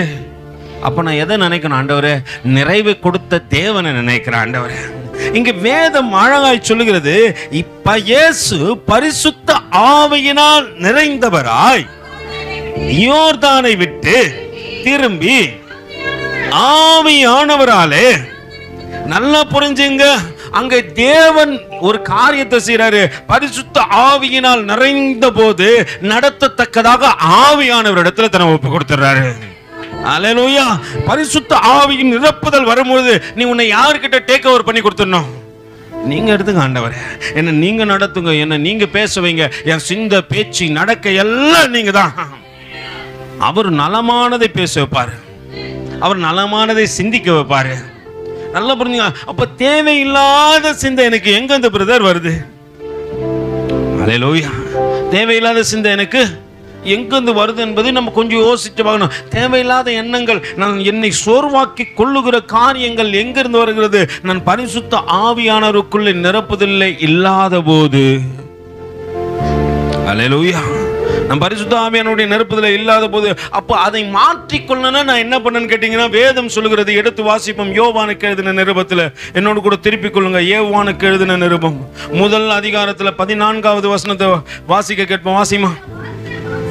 இந்த வார்த்தை என்னாச்சு? மாம்சமாகி கிருபையினாலும் சத்தியத்தினாலும். நல்லா புரிஞ்சுங்க, கிருபையும் சத்தியமும் வார்த்தை உள்ள வந்துச்சுன்னா கிருபையும் சத்தியமும் நிரம்பும். எது இங்க நிரம்பணும்? பிரதர், நான் ஏன் பிரதர் பழைய காரியத்தெல்லாம் நினைச்சு கொண்டு இருக்கிறேன்னா, உள்ள அது இருக்குது, கிருபையும் சத்தியமும் உள்ள இல்ல. ஆண்டவர் இன்னைக்கு சொல்றாரப்பா, ஆவியிலே நடத்தப்படும் பொழுது கிருபையும் சத்தியமும் உன்னை நிரப்பத்தக்கதாக ஒரு காரியத்தை செய்ய. என்னமா வேதம் அழகாய் சொல்லுகிறது, அந்த வார்த்தை மாம்சமாகி, தேவனுடைய வார்த்தை உனக்கு மாம்சமா மாறின. ஆண்டவரே, நீ எத்தனை நன்மைகளை செய்திருக்கிறீங்கப்பா, எத்தனை காரியத்தை செய்திருக்கிறீங்க ஆண்டவரே, அதெல்லாம் என் வாழ்க்கையில் வரட்டும் ஆண்டவரே. நீ கர்த்தர் செய்ததை நினைச்சு நினைச்சு நினைச்சு பார்த்தீங்கன்னு வச்சுங்களேன், உலகத்தின் காரியத்தை நினைக்கவே மாட்டீங்க. அதை நினைக்காம நீ இதை நினைச்சிருந்தேன்னு வச்சுக்கோ, கர்த்தரையே நினைக்க மாட்ட. அந்த வார்த்தை மாம்சமாகி கிருபையினாலும் சத்தியத்தினாலும் நிறைந்தவராய் நமக்குள்ள என்ன வந்து வாசம் பண்ணுது. அல்லேலூயா. கர்த்தருடைய வார்த்தை, ஆவியானவர் உன்னை டேக் ஓவர் பண்ணிட்டார்னா, கிருபையும் சத்தியமும் உள்ள வந்துச்சுன்னா, அது உங்களுக்குள்ளே வாசம் பண்ணும். பக்கத்தில் கை வச்சுங்க, எங்களுக்குள்ளே வாசம் பண்ணும் ஆவியானவரே, இந்நாளிலும் சித்தம் போல் நடத்தி செல்லும் ஐயா. எங்களுக்குள்ளே வாசம் செய்யும் ஆவியானவரே, இந்நாளிலும் சித்தம் போல் நடத்தி செல்லும் ஐயா. ஜபம் கூட ரொம்ப அழகா இருக்கும். நம்ம ஜெபிக்கும் போது கேட்டீங்கன்னா எப்படி இருக்கும்? ரொம்ப அழகா இருக்கும். எப்படின்னா ஜெபிக்கணும் ஆண்டவரே, எதற்காக ஜெபிக்க வேண்டும்? கல்வாரியில கொல்கத்தா மலை கெட்சமேனுக்குள்ள இயேசு கிறிஸ்து போயிட்டாரு. இப்ப ஜெபம் பண்றாரு, பரமபிதாவே, இந்த பைத்தியக்கார 12 பேருங்க இருக்கிறானுங்க, என் உயிரை எட்டு தொலைறாங்க ஆண்டவரே, கொஞ்ச நேரம் கூட வந்து ஜெபம் பண்ண மாட்டேன்றானுங்க, எல்லாம் படுத்து நித்திரையாகிறானுங்க, கெட்ட அயந்த நித்திரன்னு சொல்றானுங்க. உங்களுக்கு என்ன தெரியும்? தினமும் பிரேயர் வச்சா உங்களுக்கு தூக்கம் வராம என்ன வரும்? இயேசுவானர் எப்படி ஜெபிச்சாரு? பைத்தியக்கார பேதுருவே, எழுந்து வா, கொஞ்ச நேரம்னாச்சு என் கூட ஜெபம் பண்ணு. அல்லேலூயா. அவர் ஜெபம் அப்ப கூட இன்பமா இருந்துச்சு. அதெல்லாம் நம்ம பாக்குறது இல்லை. நம்ம ஜெபம் எப்படி இருக்குது? ஆண்டவரே, அவன் கையை முறிச்சிரு, அவன் காலை உடைச்சிரு, அவங்க இல்லாம போட்டோம், இல்பொருளா போட்டோம். அவங்களுக்கு சிலர்லாம் ஜெபம் பண்ணது பார்த்துக்கிறீங்களா? சோத்தனை கட்டி போடுங்க ஆண்டவரே, கட்டி போடுங்க ஆண்டவரே. அல்லேலூயா. யாரை கட்டி போடணுமா? நீ கட்டி போட வேண்டியதானே. ஃபர்ஸ்ட் உன் வாயை கட்டி போடணும் ஆண்டவரே. ஆண்டவர் எந்த இடத்துல எந்த சத்ருவை விரட்டும் போதுனாச்சும் அந்த வார்த்தையை வேதத்தில் சொல்லிக்கிறாரா? பரமபிதாவே, இந்த பிசாசை கட்டுங்க, சாதா ரோப்பலமான டேக் போட்டு கட்டுங்க, சாதா ரோப்பை கட்டிட்டு வந்துடுவாங்க. நம்மால் ஜெபிச்சாலே இப்படிதான் ஜெபிக்கும். அல்லேலூயா. இல்ல, நம்ம ஜெபம் அழகா இருக்கணும்னா நம்ம முதல்ல பரிசுத்த ஆவியான இடத்துல ஒப்பு கொடுக்கணும், ஆழத்தை புரிஞ்சுக்கணும், சத்தியத்தின் ஆழத்தை புரிஞ்சுக்கணும். ஸ்தேவான் மற்ற இப்படி ஆரம்பம் முதல் முடிவு வரைக்கும் அந்த நிறைவுல இருந்தான்னு சொல்லிட்டு எத்தனை பேருக்கு புரிஞ்சுது? ஆமாம், இருப்பதற்கு காரணம் இயேசுவானவர் மட்டுமே. ஆமா, அங்க வந்து யாரையும் பார்க்கல, பேதுரு அண்ணாச்சியும் பார்க்கல, ஒருவேளை இருக்கிற 11 பேரையும் பார்க்கல, புதுசா வந்த மேத்யூவை பார்க்கல. அல்லேலூயா. அவர் பார்த்ததெல்லாம் இயேசுவானவரை மட்டும்தான். இங்க நம்ம யாரை பார்க்கறோம்? பக்கத்துல கை வச்சுக்கலுங்க, யாரை பார்க்கறீங்க? நிறைவு வர வேண்டுமானால் கர்த்தரை பாரு, குறைவு வர வேண்டுமானால் இருக்கிற எல்லாரையும் அவன் உன்னை பிடிச்சுக்குன்னு அவன் குறைவா வந்து உட்காந்து இருப்பான். ஆண்டவரே, அவனை நீ பார்த்துனே இருப்ப. எப்படி இருக்கிறான் பாரு, வெளியே ஒரு டான்ஸ் ஆடுறான், உள்ள ஒரு டான்ஸ் ஆடுறான். அல்லேலூயா. வெளியே ஒரு பாட்டு பாடுறான், உள்ள வந்து வேற ஒரு பாட்டு பாடுறான். இப்ப குறையெல்லாம் நீ பார்த்துருந்தா நீ என்ன ஆவ? பக்கத்துல கை கொடுத்துக்கல, குறையே பார்த்துருந்தா நீ நிறைவாவியா குறைவாவியா? அல்லேலூயா. நம்ம எதை பார்க்கணுமோ அந்த டிட்டோ தான் நம்ம வாழ்க்கையில வரும். அந்த காரியம் தான், அந்த மாடுலேஷன் தான். இயேசுவை பாருங்க அப்படின்னு பார்த்தா நீங்க யாரை போல இருப்பீங்க? இயேசுவானவர் யாரை பார்த்தாரு? பிதாவானவர் பார்த்தாரு. அவர் நிறைவு இவரிடத்துல இருக்கிறது. அல்லேலூயா. நீ யாரை பார்க்கிற? ஸ்தேவான் இங்க இருக்கிற எல்லாரையும் பார்க்கல. அங்க சாப்பாடு போட்டு கொடுக்கும் போது அழகா இருக்கிற யாரையும் பார்க்கல. அவன் சாப்பாடு போடும்போதெல்லாம் ஆண்டவரை போல போறான். ஆண்டவரே, நீ ஆகாரம் கொடுத்தா எப்படி கொடுப்ப ஆண்டவரே? ஒருத்தருக்கு குறைவா கொடுப்பியா, ஒருத்தருக்கு நிறைவா கொடுப்பியா? இவங்க தெரிஞ்சவங்கன்னு கொடுப்பியா, இவங்க தெரியாதவங்க கொடுப்பியா? இவங்களுக்கு நல்லது செய்யலான்னு கொடுப்பியா, இல்லை இவங்களுக்கு பீஸ் ஒண்ணுன்னு கொடுப்பியா? எல்லாருக்கும் ஒரே நிறைவு. நல்லா புரிஞ்சுங்க. நீங்க பரலோகத்துக்கு கடந்து சென்றனா ஆண்டவர் உன்னை பார்க்கறது நீ எத்தனை மேன்மை நிறைந்தவர்கள் என்பதை ஆண்டவர் பார்க்க மாட்டாரு. எல்லாரையும் எப்படி பார்க்கறாரோ அதே பரதம் உங்ககிட்டயே இருக்கும். அங்க ஆபிரகாமை எப்படி பார்க்கறாரோ அதே மாதிரி தான் ஆண்டவர் உன்னை பார்ப்பாரு. அவன் விசுவாசத்துல வல்லவனா இருந்தா பூமியில அவனுக்கு நியமிக்கப்பட்ட நாட்களில் அவன் செய்ய வேண்டியது என்னவோ அதை செஞ்சான். இப்ப நம்ம செய்ய வேண்டியது எல்லாம் தனித்திறமை வாழ்ந்தவர்கள். நல்லா புரிஞ்சுங்க. இந்த பூமியில வாழும் போது எல்லாருக்கும் ஒரு தனித்திறமை இருக்கிறது. ஏசப்பா உன்னை ஜெபத்துல இங்க வல்லவர்களா இருக்கத்தக்கதாக தேவன் தெரிந்து கொண்டிருப்பார். அப்ப நீ இங்க என்ன பண்ணும்?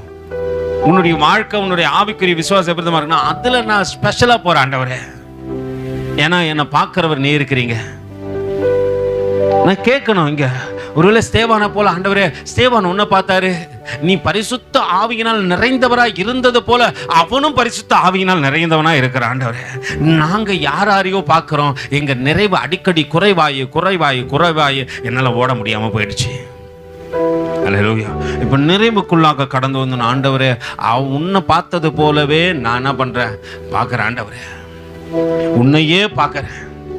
அப்போ என் குறைவு நிறைவாய் மாறும். பரிசுத்த இங்க உன்னை பார்க்கிற ஆண்டவரே. இந்த வார்த்தைகளை கேட்கும் போது உன் செவிகள் திறக்கப்பட்ட ஆண்டவரே, நீ என்னோடு கூட பேசியிருக்கிற ஸ்தேவானை போல என்ன பார்க்கிற. என் முடிவெளியும் அபிஷேகத்தின் நிறைவு இருக்கணும். அல்லேலூயா. அப்போ நான் என்ன தெரியுமா பண்ணுவேன்? என்னுடைய கவலை கண்ணீர் எல்லாத்தையும் மறந்துட்டு தேவ சமூகத்தில் அமர்ந்திருப்பேன். கொஞ்ச நேரம் தேவ சமூகத்துக்குள்ள உள்ள வந்தா ஒரே சமாதானம். ஒரு சகோதரர் நீங்க வந்து அடிக்கடி உட்காருவாரு, பிரதர் உள்ள வந்தா ஏதோ ரொம்ப பீஸ்ஃபுல்லா இருக்குது பிரதர், புறஜாதி மகன். அவர் சொல்லுவார், உள்ள வந்தா ஏதோ சமாதானமா இருக்குது பிரதர்.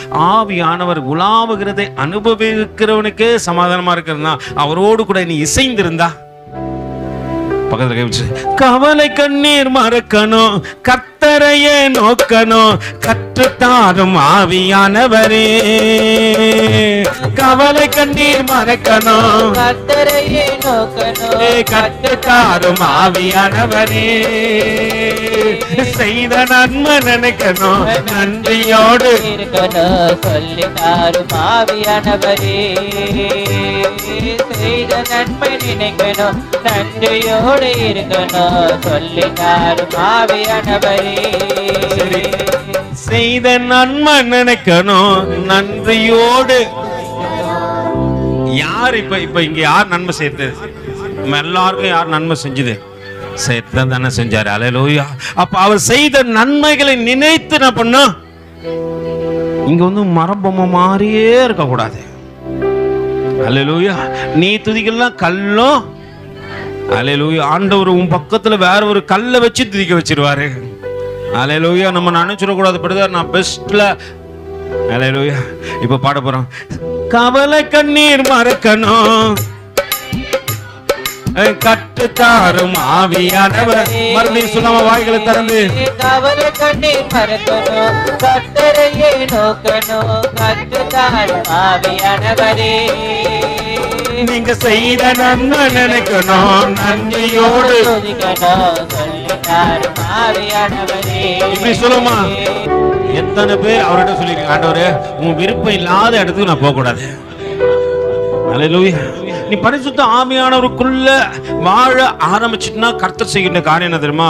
உன்கிட்ட பேச ஆரம்பிச்சிருவாரு, உன்னை நீதியில நடக்க வச்சிருவாரு, உன் ஜபங்களை அழகா மாத்திருவாரு, உன் காரியங்கள் எல்லாம் மற்றவங்களுடைய பார்வைக்கு ரொம்ப அழகா தெரியும். அல்லேலூயா. இங்க அப்போஸ்தலருக்கு எழுதின நடவடிக்கைகள் 13வது அதிகாரத்துக்கு நேரம் கொஞ்சம் திருப்பி கொள்ளுவோம்.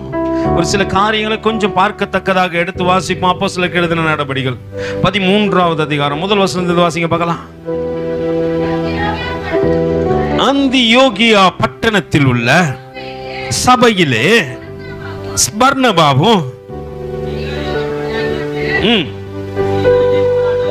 சீரேனாய் ஊரானாகிய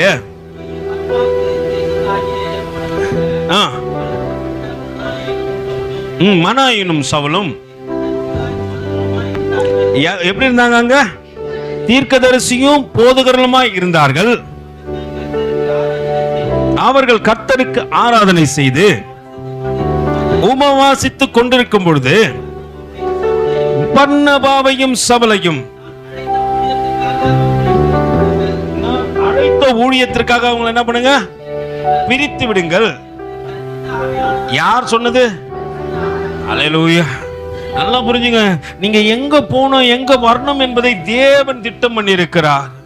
அவர் சொல்லுவாரு, அந்த சொல்லின் பலியே நீங்கள் நடப்பீர்களானால் அது உங்களுக்கு ஜெயமாயிருக்கும். அங்கே அவர்கள் ஜெபித்துக் கொண்டிருக்கிறார்கள். வேதம் சொல்கிறது, அவர்கள் கர்த்தருக்கு ஆராதனை செய்து உபவாசித்துக் கொண்டிருக்கும் பொழுது பர்னபாவையும் சவுலையும் நான் அழைத்த ஊழியத்திற்காக அவர்களை பிரித்து விடுங்கள் என்று யார் பேசினதாக வேதம் அழகாய் சொல்கிறது? பரிசுத்த ஆவியானவரே பேசுறாரு. நீ எங்க போனன்னு சொல்லிட்டு ஆண்டவருக்கு தெரியும், எங்க வாழணும்னு சொல்லிட்டு ஆண்டவருக்கு தெரியும், எங்க நிலைத்திருந்தால் நீ வளருவாய் என்பதை ஆண்டவர் அறிந்திருக்கிறார். அந்த அறிதலை நீ புரிந்து கொண்டால் உன்னுடைய வாழ்க்கை மேன்மைக்குள்ளே கடந்து செல்லும்.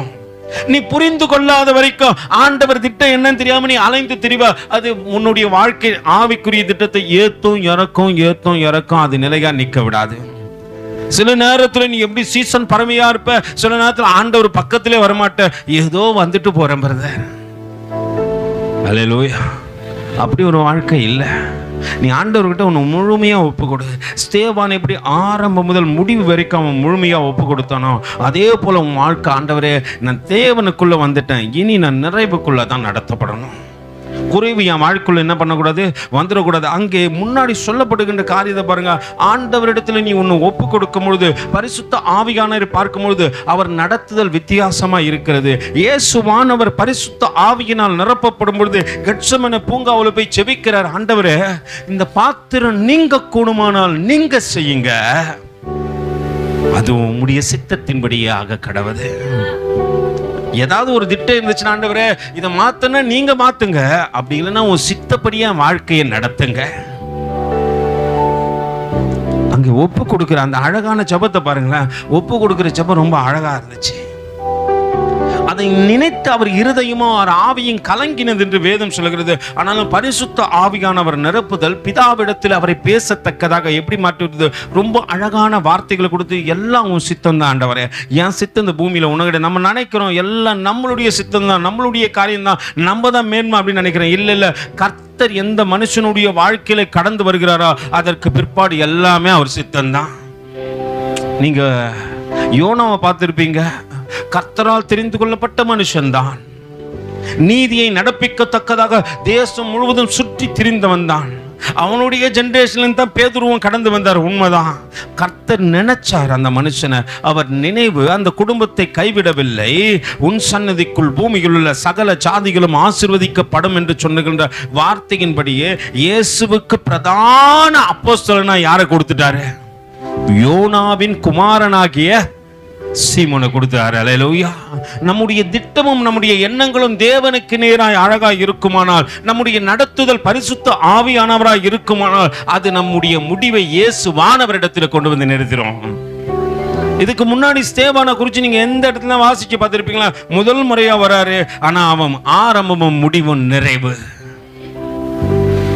நம்ம ஆரம்பம் எப்படி இருக்க போகுதுன்னு நம்மளுக்கு தெரியல, நம்ம முடிவு எப்படி போகுதுன்னு நம்ம சிந்திக்கல.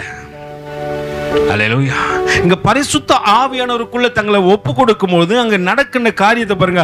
அவர்கள் கர்த்தருக்கு ஆராதனை செய்து உபவாசித்து கொண்டிருக்கிற போது பர்னபாவையும் சவுலையும் நான் அழைத்த ஊழியத்திற்காக அவர்களை அனுப்பிவிடுங்கள் என்று பரிசுத்த ஆவியானவர் திருவூலம் பற்றினார். அவர்களை பிரித்து விடுங்கள் என்று பரிசுத்த ஆவியானவர் திருவூலம் பற்றினார். அப்பொழுது என்ன பண்ணாங்க?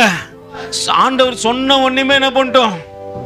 இப்ப ஆண்டவர் எங்கன்னா நம்மள போன்ட்டார், உடனே என்ன பண்ணுவோம்? அடுத்து பாஸ்டிங் போட்டு கேட்பீங்களா? ஆண்டவர் கிளம்ப சொல்லிட்டாரு, வீட்டுக்கு போறோம், உடனே என்ன பண்ணோம்? அடுத்த விஷயம் ஃபுல்லா சாப்பிட்றோம். அல்லேலூயா. நல்லா புரிஞ்சுங்க. அவங்க மாம்சத்தை வளர்க்க விரும்பவில்லை. அப்பொழுது உபவாசித்து ஜெபம் பண்ணி அவர்கள் மேல் கைகளை வைத்து அவர்களை அனுப்பினார்கள். அப்படியே அவர்கள் பரிசுத்த ஆவியினால் அனுப்பப்பட்டு சிலேக்கியா பட்டணத்திற்கு வந்து கப்பல் ஏறி அங்கிருந்து சிப்புரு தீவுக்கு போனார்கள். சலோமி பட்டணத்தில் வந்தபோது அவர்கள் யூதருடைய ஜெப ஆலயங்களிலும் தேவ வசனத்தை பிரசங்கித்தார்கள். யோவானும் அவருக்கு உதவிக்காரனாய் இருந்தான். அவர்கள் பாப்போ பட்டணம் வரைக்கும் தீவை கடந்தபோது பர்பேசு என்னும் பேர் கொண்ட மாய வித்தைக்காரன் கள்ள தீர்க்கதரிசியுமாகிய ஒரு யூதனை கண்டார்கள். நல்லா புரிஞ்சுங்க. இப்ப ஆவியானவர் நடத்துறாரு, ஆவியானவர் திட்டம் பண்ணி பிரிச்சு விட்டாரு. ஆவியானவருடைய நிரப்புதல்ல இவங்க எல்லாரும் இருக்கிறாங்க. இவங்க ஒரு பட்டணத்துக்கு வரும்போது ஒரு மனுஷனை பார்க்கறாங்க. அந்த மனுஷன் எதிரடையா நிக்கிறான். அவன் பார்க்கறதுக்கு ரொம்ப மேன்மை நிறைந்தவனா இருக்கிறான். எப்படிதான் இருக்கிறான்? நம்ம பார்த்தோன்னே எல்லாரையும் நம்பிடுவோம் இல்லையா? பிரதர் பாவம், பிரதர் அவர் பார்த்தா ரொம்ப பாவமா இருக்குது. இந்த சிக்னல்ல நின்று இருப்பீங்க. சிலர்லாம் பார்த்துறீங்களா, துணியெல்லாம் சுத்திங்கன்னு இப்படி வருவாங்க. நீங்கள் உடனே என்ன பண்ணுறீங்க? கொடுக்காத கரங்களும் பாக்கெட்டுக்குள்ளே கையை விட்டு தேடும். சில கரங்கள் பாக்கெட்டில் எதுவும் கிடைக்கல, கிடைச்சது என்ன பண்ணும்? உடனே எடுத்து. ஆனால் அவங்க உங்களை காட்டில ரொம்ப பெரிய பணக்காரங்க. நீங்கள் நினைக்கிறீங்க அவன் பார்வையில் என்ன தெரியுமா நினைப்பா? அவன் பார்வையிலேருந்து நீங்கள் பாருங்களேன், இந்த பிச்சைக்காரங்கிட்டலாம் காசு வாங்க வேண்டியதாக. அல்லேலூயா. அவன் நினைக்கிறது அதுதான். நீங்க நினைக்கிறீங்க இந்த பிச்சைக்காரங்களாம் நான் காசு பண்ணணுமா? வெளியே இருந்தால் அவன் நினைக்கிற நினைவுகளை உங்களால் அறிய முடியாது. ஆனா பரிசுத்த ஆவியானவர் இருந்தார்னா உனக்கு எதிரடையா நிக்கிற ஒரு மனுஷனுடைய காரியங்கள் என்னென்று ரொம்ப ஈஸியா நீங்க அறிஞ்சிருவீங்க. வேதம் அங்க அழகா சொல்கிறது, அவர்கள் பாப்போ பட்டணம் வரைக்கும் தீவை கடந்த போது பர்பேசு என்னும் பேர் கொண்ட மாயவித்தைக்காரனும் கள்ள தீர்க்க தரிசியுமான இவன் யார்? இவன் யூதன், இயேசு கிறிஸ்துவின் கோத்திரத்தில் பிறந்தவன். இப்போ ஒரு விதத்தில் நம்ம இப்படி சொல்லலாம், யூதன் சொன்னா நம்மளுக்கு புரியாது. ஒருவேளை இவன் ஒரு கிறிஸ்தவன். ஆனா இந்த கிறிஸ்தவன் எப்படிப்பட்ட கிறிஸ்தவன்? மாயத்தை மேஜிக் பண்றவன். இப்ப நம்மளுக்கு மேஜிக்கை கண்டாதான் என்ன ஆயிடுது பாத்துக்கிறீங்களா? இப்ப நிறைய மீடியாவில் பார்த்தீங்கன்னா நிறைய மேஜிக், ஒரே மேஜிக் ஆகுது. ஒரு சீடி வைக்கிறாரு, அவர் ஆன்றாரு, இது வந்து ஒரு கும்பலை கை வச்சு இப்படின்றாரு அப்படின்றாரு. இதெல்லாம் வேதத்தில் எங்கெங்க பார்த்துக்கிறீங்க? இந்த மாதிரிலாம் வேதத்தில் பார்த்துக்கிறீங்களா? பவுல் அப்போஸ்தலன் பாப்போ பட்டணத்தில் போய் பிரசங்கம் பண்ணினார். அவர் பிரசங்கம் பண்ணி முடித்து அவர் கையை நீட்டினும் போது பவர் அங்கே கடந்து வந்து அல்லேலூயா எல்லாரையும் கீழே விழ செய்தது என்று வேதத்தில் எங்க போடப்பட்டிருந்தது. ஆனா இன்னைக்கு நிறைய பவரை பார்த்து நம்ம டவர் கட் ஆயிடுது. உடனே நம்ம என்ன ஆயிரும்? அவர்கிட்ட போனா நல்லா இருக்குமே, அவர் என்ன பண்ணுவாரு? அல்லேலூயா ஷேவ் கூட பண்ண மாட்டாரு அவர் உங்களுக்கு. அல்லேலூயா. நீங்க நினைக்கிறீங்க சொல்லலாம் பார்த்தோன்னே நினைச்சிடும், ஐயோ அவர்கிட்ட போனா அவன் மேஜிக் மேன். அல்லேலூயா. கர்த்தருடைய ஊழியக்காரன் யாரு, மேஜிக் மேன் யாருன்னு சொல்லிட்டு முதல்ல உங்களுக்கு தெரியணும். அதை எத்தனை பேர் தெரிஞ்சுப்பீங்க? எப்படி தெரிஞ்சுக்கிறதுன்னு கேட்டீங்கன்னா ஒரே ஒரு விஷயம் தான், பரிசுத்த ஆவியானவர் உனக்குள்ள இருந்தார்னா உனக்கு எதிரடையா நிக்கிறது யாருன்னு சொல்லிட்டு அழகா சொல்றாரு. ஒருவேளை கூட இருந்தவங்களுடைய பார்வைக்கெல்லாம் வித்தியாசமா தெரிஞ்சுக்கலாம். பார்த்தவங்களா ஏய் செம்மையா மேஜிக் பண்றான்பா, நம்ம என்ன பண்றான், கையை வச்சோன்னு எல்லாம் காரியமா மாறுது. ஏன்னா அங்க வேதம் அழகா சொல்கிறது, அவர்கள் பாப்போ பட்டணம் வரைக்கும் தீவை கடந்த போது பர்பேசு என்னும் பேர் கொண்ட மாயவித்தக்காரனும் கள்ள தீர்க்கதரிசியுமாகிய ஒரு யூதனை கண்டார்கள். பார்த்தாங்க, இறங்கணும்னே பார்க்கறாங்க. அவங்க அழகா ஒரு மேஜிக் பண்ணுகிறான், மேஜிக் ஷோ நடத்துறான். கிறிஸ்துவ என்ன பண்ணும்? அவன் திறமையை காட்டணுமா இல்ல அவன் டேலண்ட்டை காட்டணுமா? இங்க யாரை காட்டணும்? ஏசப்பா தான் காட்டணும். எப்போ ஒரு உண்மையான கிறிஸ்தவன் தன்னை உயர்த்தினவரை தவிர ஒருத்தரையும் காட்ட மாட்டான். அங்க தன்னை காட்டுறானா அதுலயே நீங்க புரிஞ்சுக்கணும், ஓஹோ இங்க ஏதோ ஒரு தப்பு நடக்குது. ஏன்னா உயர்த்தப்பட்டவரை காண்பிக்காமல் தன்னை காண்பிக்கிறானா அங்க என்ன இருக்குது? தப்பு இருக்குதுன்னு அர்த்தம். இதை அவர்கள் நின்று பார்க்கறாங்க. இவன் பரிசுத்த ஆவியானா நம்ம கிட்ட சொல்லி இந்த கரெக்டா இந்த பட்டணத்துக்கு போகணும் அனுப்புறாரு. எதுக்கு? இந்த பட்டணத்துல நிறைய மேஜிக் பண்றவங்களாம் இருக்கிறாங்க பிரதர். நிறைய வித்தியாசமான நபர்கள் இருக்கிறாங்க, தேவனை அறியாத நபர்கள் இருக்கிறாங்க, தேவனுக்கு பிரியமில்லாத நபர்கள் இருக்கிறாங்க, தேவ பிள்ளைகளை வழி தப்பி நடத்துகின்ற நபர்கள் இருக்கிறார்கள். அவரெல்லாம் நீ தெரிஞ்சுக்கணும்னா எங்க இங்க போன்னு சொல்லிட்டு பரிசுத்த ஆவியானவன் அனுப்புறான். அவன் விவேகமுள்ள மனுஷனாகிய செர்கி பவுல் என்னும் அதிபதியுடனே கூட இருந்து அந்த அதிபதி பர்னபாவையும் சவுலையும் அழைப்பித்து அவர்களிடத்திலே தேவ வசனத்தை கேட்க ஆசையா இருந்தாங்க. ஒரு பெரிய காரியம் நடக்குது. முன்னாடி இருந்த யூதன் எதை சொல்லவே இல்லை? வேத வசனத்தை சொல்ல பிரதர். அவர் வந்தார்னாவே ஒரு ஆடலும் பாடலும் தான். அல்லேலூயா. அவர் ஆடுறாரு, அவர் கூட சேர்ந்து இதுவும் ஆடுது அதுவும் ஆடுது. ஆடலும் பாடலும் இருந்தா வசனம் எங்க பிரதர் உள்ள வரும்? அல்லேலூயா. நீங்க பார்த்துக்கணும், இந்த உலகத்துல போகும்போது ஒருவேளை ஆடலும் பாடலுமாய் உன்னை வழி தப்பி நடத்துகின்ற காரியங்கள் வருமானால் அங்கே பரிசுத்த ஆவியானவர் இல்லை. அங்க மேஜிக் ஷோ நடக்குது. அந்த மேஜிக் ஷோல நான் வசப்படுத்தப்படுகின்றேன் என்பதை நீ மறந்து விடாதே. சில இடத்துலாம் போனா உன்னை கவரத்தக்கதாக காரியங்கள் நடக்கலாம். அந்த காரியத்துல ஒண்ணு நீ மயங்கி என்ன பண்ற கூடாது, விழுந்து விடக்கூடாது. அதை கவனித்து பாரு. அங்க ஏதோ ஒரு தப்பு நடக்குதுன்னு சொல்லி தான் பரிசுத்த ஆவியானவர் உன்னை அனுப்பி இருக்கிறார். திட்டம் இல்லாமலாம் நீ போல, தேவ திட்டத்தோடு தாங்க போன. ஆனா அங்க இருக்கிற குறைவுகளை பார்த்து நிறைவுக்குள்ளாக கொண்டு வர வேண்டும். அவன் யூதன் தான். அவன் யாரை குறித்து சொல்லிருக்கணும்? ஒருவேளை இயேசு கிறிஸ்துவை குறித்து சொல்லி இருக்க வேண்டாம். ஆனால் 5 ஆகமங்கள், மோசே எழுதின பிரமாணங்களை குறித்து அங்க பேசியே இருக்கணும். ஆனா அவன் பேசல. நீங்க நிறைய பேர் பாருங்க, நான் கிறிஸ்தவர்கள் சொல்றாங்க, அவங்க சம்பாஷணையில போய் பாருங்க கிறிஸ்து உள்ள தெரிகிறாரான்னு சொல்லிட்டு. அல்லேலூயா. எத்தனை பேர் நாங்க கிறிஸ்துவங்க பிரதர் பாத்துக்கிறீங்களா? இந்த கிறிஸ்டியானிட்டிக்குள்ள போற எத்தனை பேர் உங்க கிட்ட பேசும்போது, ஏசப்பா உங்களை காப்பாத்துவாரு, ஏசப்பா உங்களுக்கு நன்மை செய்வாரு, ஏசப்பா உங்களுக்காக எனக்காக உயிர் கொடுத்தாரு அப்படின்னு சொல்லிட்டு எத்தனை பேர் 3 முறை ஏசப்பா கொண்டு வந்து உங்ககிட்ட பேசிக்கிறாங்க. நீங்க போனீங்கன்னா நீளமா சொல்லுவாங்க, என் தரமா என்ன தெரியுமா, நான் எப்படி இருந்தேன் தெரியுமா, நான் எப்படி வாழ்ந்தேன் தெரியுமா, எங்க அப்பா ராஜபாட்டு ரங்கத்துறை தெரியுமா, எங்க வீட்டுல 10 குதிரை இருந்தது தெரியுமா, அவங்க தான் எங்க பெரியமா அப்படின்னுவாங்க. நீங்க ஒண்ணு என்ன பண்ணக்கூடாது, அப்படியா அந்த கதையை கேட்கறதுக்கு நம்மளும் என்ன பண்ணுவோம், பரிசுத்த ஆவியை நடத்தாருன்னா அப்படி நடத்த மாட்டாரு. உள்ள போனா தேவ வார்த்தை இருக்கும். தேவ வார்த்தை உன்னை பலப்படுத்தும், உன்னை நிறைவுக்குள்ளாக நடத்தும். அது குறைவு உன் கண்ணுக்கு காண்பிக்காது. இப்ப எதிரடையில நிற்கிறவன் எப்படியா பட்டவன் என்பதை தெரிந்து கொள்ளத்தக்கதாக பரிசுத்த ஆவியானவர் உங்களை கொண்டு வருகிறார். அங்கே நடக்கின்ற காரியத்தை பாருங்க. மாய வித்தக்காரன் என்னும் அதுக்கு முன்னாடி அவன் விவேகமுள்ள மனுஷனாகிய சொர்கியு பவுல் என்னும் அதிபதியுடனே கூட இருந்தான். அந்த அதிபதி பர்னபாவையும் சவுலையும் அழைப்பித்து அவர்களிடத்தில் தேவ வசனத்தை கேட்க எப்படி இருந்தா, ஆசையா இருக்கிற மனுஷனுக்கு வசனங்கள் கிடைப்பது இல்ல. ஆனா அங்க கிறிஸ்துவங்கள் என்ற பேர்ல நம்மளும் இருக்கிறோம். இது தப்பு இல்லையா? ஒரு மனுஷன் வசனத்தை கேட்கறதுக்கு இந்த பட்டணத்துல வசனத்தை கேட்கறதுக்கு நிறைய பேர் இருக்கிறாங்க.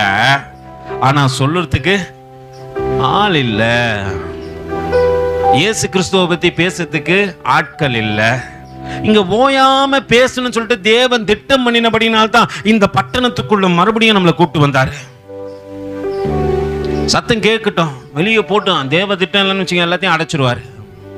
இங்க இருந்து சத்தம் இங்க இருக்கிறவங்களுக்கு மட்டும்தான் கேட்கும், வெளியே போகாது. ஆனா சத்தம் கேட்கணும். தேவன் திட்டம் பண்ணினபடினால இந்த சத்தங்கள் வெளியே வெறிக்கும் கேட்கத்தக்கதாக தேவன் இன்றும் பேசிக் கொண்டிருக்கிறார். எப்படியாவது ஜனங்களுடைய காதுகளிலே இயேசுவானவர் என்ற சத்தம் கேட்டுவிட வேண்டும் என்று தேவன் நினைக்கின்றார். இங்கே பார்க்கின்றார். அங்கே ஒருவரும் இயேசு கிறிஸ்துவை குறித்து பேசல. ஆனால் நாங்கள் கிறிஸ்தவர்கள் என்று சொல்லி மார்த்தட்டிக் கொள்கின்றோம். நம்ம சம்பாஷணையில ஆண்டவர் இல்லப்பா. நம்ம பேசும்பொழுது ஆண்டவர் நம் பக்கத்துல நிக்கிறாரு, பார்க்கிறார், அந்த பயம் நம்ம இடத்துல இல்ல. அங்கே தேவ வசனத்தை கேட்க அவன் ஆசையா இருந்த போதிலும் முன்னாக நின்ற யூதனானவன் அந்த காரியத்தை அவர்களிடத்தில் சொல்லவே இல்லை. அதனால் வந்திருந்த மனுஷனை அவர்கள் ஆசையோடு கூட பார்த்து, நீ எப்படியாவது எங்களிடத்தில் வந்து வசனத்தை சொல்லு என்று சொன்னபோது, மாய வித்தைக்காரன் என்று அர்த்தம் கொள்ளும் பேரை உடைய அந்த எலிமா என்பவன் அதிபதியை விசுவாசத்திலிருந்து திருப்பும்படி வகை தேடி அவர்களோடு கூட என்ன பண்ணனா, எதிர்த்து நிற்கிறானா. யார் எதிர்த்து நிற்கிறது? கிறிஸ்துவன் தான்பா, யூதன் தான், தேவனுக்கு பிரியமானவன் தான். அவன் 5 ஆகமத்தின் சத்தத்தை கேட்டவன் தான். மோசேயின் நியாய பிரமாணத்தை படித்தவர் தான். எல்லா யூதர்களுக்கும் நல்லா தெரியும் மோசேயின் நியாய பிரமாணம் எப்படிப்பட்டது என்று. அல்லேலூயா. அப்படியாப்பட்டவன் சத்தியத்தை சொல்லக்கூடாதபடிக்கு அங்கே ஜனங்களை மோசம் போக்கத்தக்கதாக தன்னுடைய காரியத்தை பிரஸ்தாபப்படுத்தி கொண்டிருக்கிறான். அங்க பார்த்தா சொன்ன எலிமா போறாரு. யார் போறது? எலிமா வீட்டுல இருந்து வராரு, எலிமா போறாரு, எலிமா இதெல்லாம் செய்யறாரு அப்படின்னு நம்ம பிரஸ்தாபத்தை தேடுவதற்காக தேவன் உன்னையும் என்னையும் இந்த பட்டணத்தில் அழைத்து வந்து நிறுத்தவில்லை என்பதை முதல்ல புரிஞ்சுக்கோ. பரிசுத்த ஆவியானவர் உள்ள இருந்தா என் வாயிலிருந்து வர வார்த்தை எல்லாம் இயேசுவானவரே, ஹல்லேலூயா, நான் இயேசுவை தவிர எதையும் பேச மாட்டேன். எங்கு செல்ல வேண்டும் என்று தேவன் திட்டமிடுகிறார். பக்கத்துல கை பிடிச்சு சொல்லு, எங்கு செல்ல வேண்டும், என்ன சொல்ல வேண்டும், வழி நடத்தும் ஆவியானவரே. எங்கு செல்ல வேண்டும், என்ன சொல்ல வேண்டும், வழி நடத்தும் ஆவியானவரே. விருப்பம் இல்லாத இடத்துல என்னை கொண்டு போகுது ஆண்டவரே. பரிசுத்த ஆவியானவர் உள்ள இருந்தாருன்னா சொல்லுறப்பா, விருப்பம் இல்லாத இடத்துக்கு போவாத போவாத போவாத. உள்ள இருந்து ஒரு சத்தம் கேட்டுக்கிட்டே இருக்கும். நான் மீறி போனேன்னு வச்சுங்களேன், அங்க எனக்கு நஷ்டம் கண்டிப்பா வந்தே தீரும். ஒரு நாள் 2 ஊழியக்காரர்கள் அதிகாலையில எழுந்து பக்கத்து கிராமத்துக்கு கடந்து சொல்லணும். இப்ப 70களில் நடந்த விஷயத்த சொல்லணும் கேளுங்க. பக்கத்து கிராமத்துக்கு கடந்து சொல்லணும். பட்டணம் அங்க வழிக்கு பேருந்துகள் கிடையாது, மாட்டு வண்டிகளும் கிடையாது, ஒத்தடி பாதை தான், தனியாக நடந்து தான் போகணும். 2 பேர் காலையில் எழுந்துக்கிறாங்க, ஆவியான இடத்துல ஜெபம் பண்ணுறாங்க. சத்தமாக கேட்கல, நம்ம சுவிசேஷம் சொல்லி ஆகணும், போயிடலாம் பக்கத்து கிராமத்துக்கு. எப்படியாவது ஒத்தடி பாதையில் நடந்து போயிடலாம். நடுவில் பார்த்தீங்கன்னா ஒரு பெரிய ஆலமரம் இருக்கும். அந்த ஆலமரத்தில் கொஞ்ச நேரம் ஒரு 5 நிமிஷம் உட்காந்து விட்டு மறுபடியும் நம்ம எப்படினாச்சும் கடந்து போயிடலாம். காலையில் ஒரு 6-6:30 அங்கே என்ன பண்ணுறோம், போய் சேர்ந்து விடுவோம் அப்படின்னு சொல்லி காலையில் எழுந்து இவர்கள் ஆயத்தமாக்கி தேவ சமூகத்தில் முழங்கால் படிக்கிட்டு ஜெபிக்கின்றார்கள். ஆவியானவருடைய சத்தம் கேட்கல. அவர்கள் ஒன்றும் புரியல. பரவாயில்ல, நம்ம ஊழியத்துக்கு தானே போகிறோம், ஒரு பிரச்சனையும் கிடையாது, போயிடலாம் அப்படின்னு சொல்லிட்டு என்ன பண்ணுறாங்க, போகிறாங்க.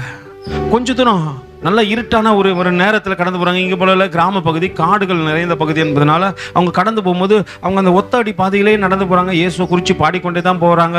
ஆனால் ஒத்தடி பாதையிலே கடந்து போயிட்டு அந்த ஆலமரத்துக்கிட்ட கொஞ்சம் அமர்றாங்க. கொஞ்ச நேரம் பேசிக்கொண்டே இருக்கிறாங்க. திடீர்னு ஒரு நிசப்தம். அவங்களுக்கு ஒன்றும் புரியல. என்ன ஐயோ ரொம்ப சத்தம் இல்லாமல் ஆயிடுச்சு அப்படின்னு சொல்லிட்டு அவங்க பார்க்குறாங்க. அங்கே திடீர்னு ஒரு குயில் வந்து அந்த மரத்தில் உட்காந்து தும் நை சாயகான்னு சொல்லிட்டு ஹிந்தியில் பேசுறது அவங்க கேட்குறாங்க. என்ன ஒன்றும் புரியலையே, ஒருவேளை நம்ம தூக்க கலக்கத்தில் இருக்கிறோமோ, இந்த காரியம் நடக்குது அப்படின்னு சொல்லிட்டு என்ன பண்ணுறாங்க, திரும்பி கொஞ்ச நேரம் பேசி கொண்டு இருக்கிறாங்க. திரும்பி மறுபடியுமாய் அதே நிசப்தம் கேட்கிறது. எல்லாம் குயிலும் எல்லாம் குருவிகளும் தன் பேசுகின்ற சத்தத்தை நிறுத்தி விட்டது. ஒரே ஒரு குயில் மட்டும் மறுபடியும் அதே போல வந்து சொல்லுது, நீ அங்கே போகக்கூடாது, நீ அங்கே போகக்கூடாது. இவங்க நினைக்கிறாங்க, நான் ஊழியத்துக்குத்தானே போறேன், தேவனை குறித்து சொல்லத்தானே போறேன், சுவிசேஷத்தை பிரசங்கிக்கத்தானே போகின்றேன், தேவன் அதற்காகத்தானே என்னை தெரிந்து கொண்டார் என்று அவர்கள் யோசித்துக் கொண்டே இருந்து எழுந்து 5 நிமிடத்திற்கு மேலாக நடந்து கொண்டே இருக்கிறார்கள். இவங்க நடந்து கொஞ்ச நேரத்தில் பார்க்குறாங்க, அவங்க எந்த இடத்துல எழுந்து நடந்தாங்களோ அதே இடத்துல மறுபடியும் நிற்கிறாங்க. அவங்களுக்கு ஒன்றும் புரியல.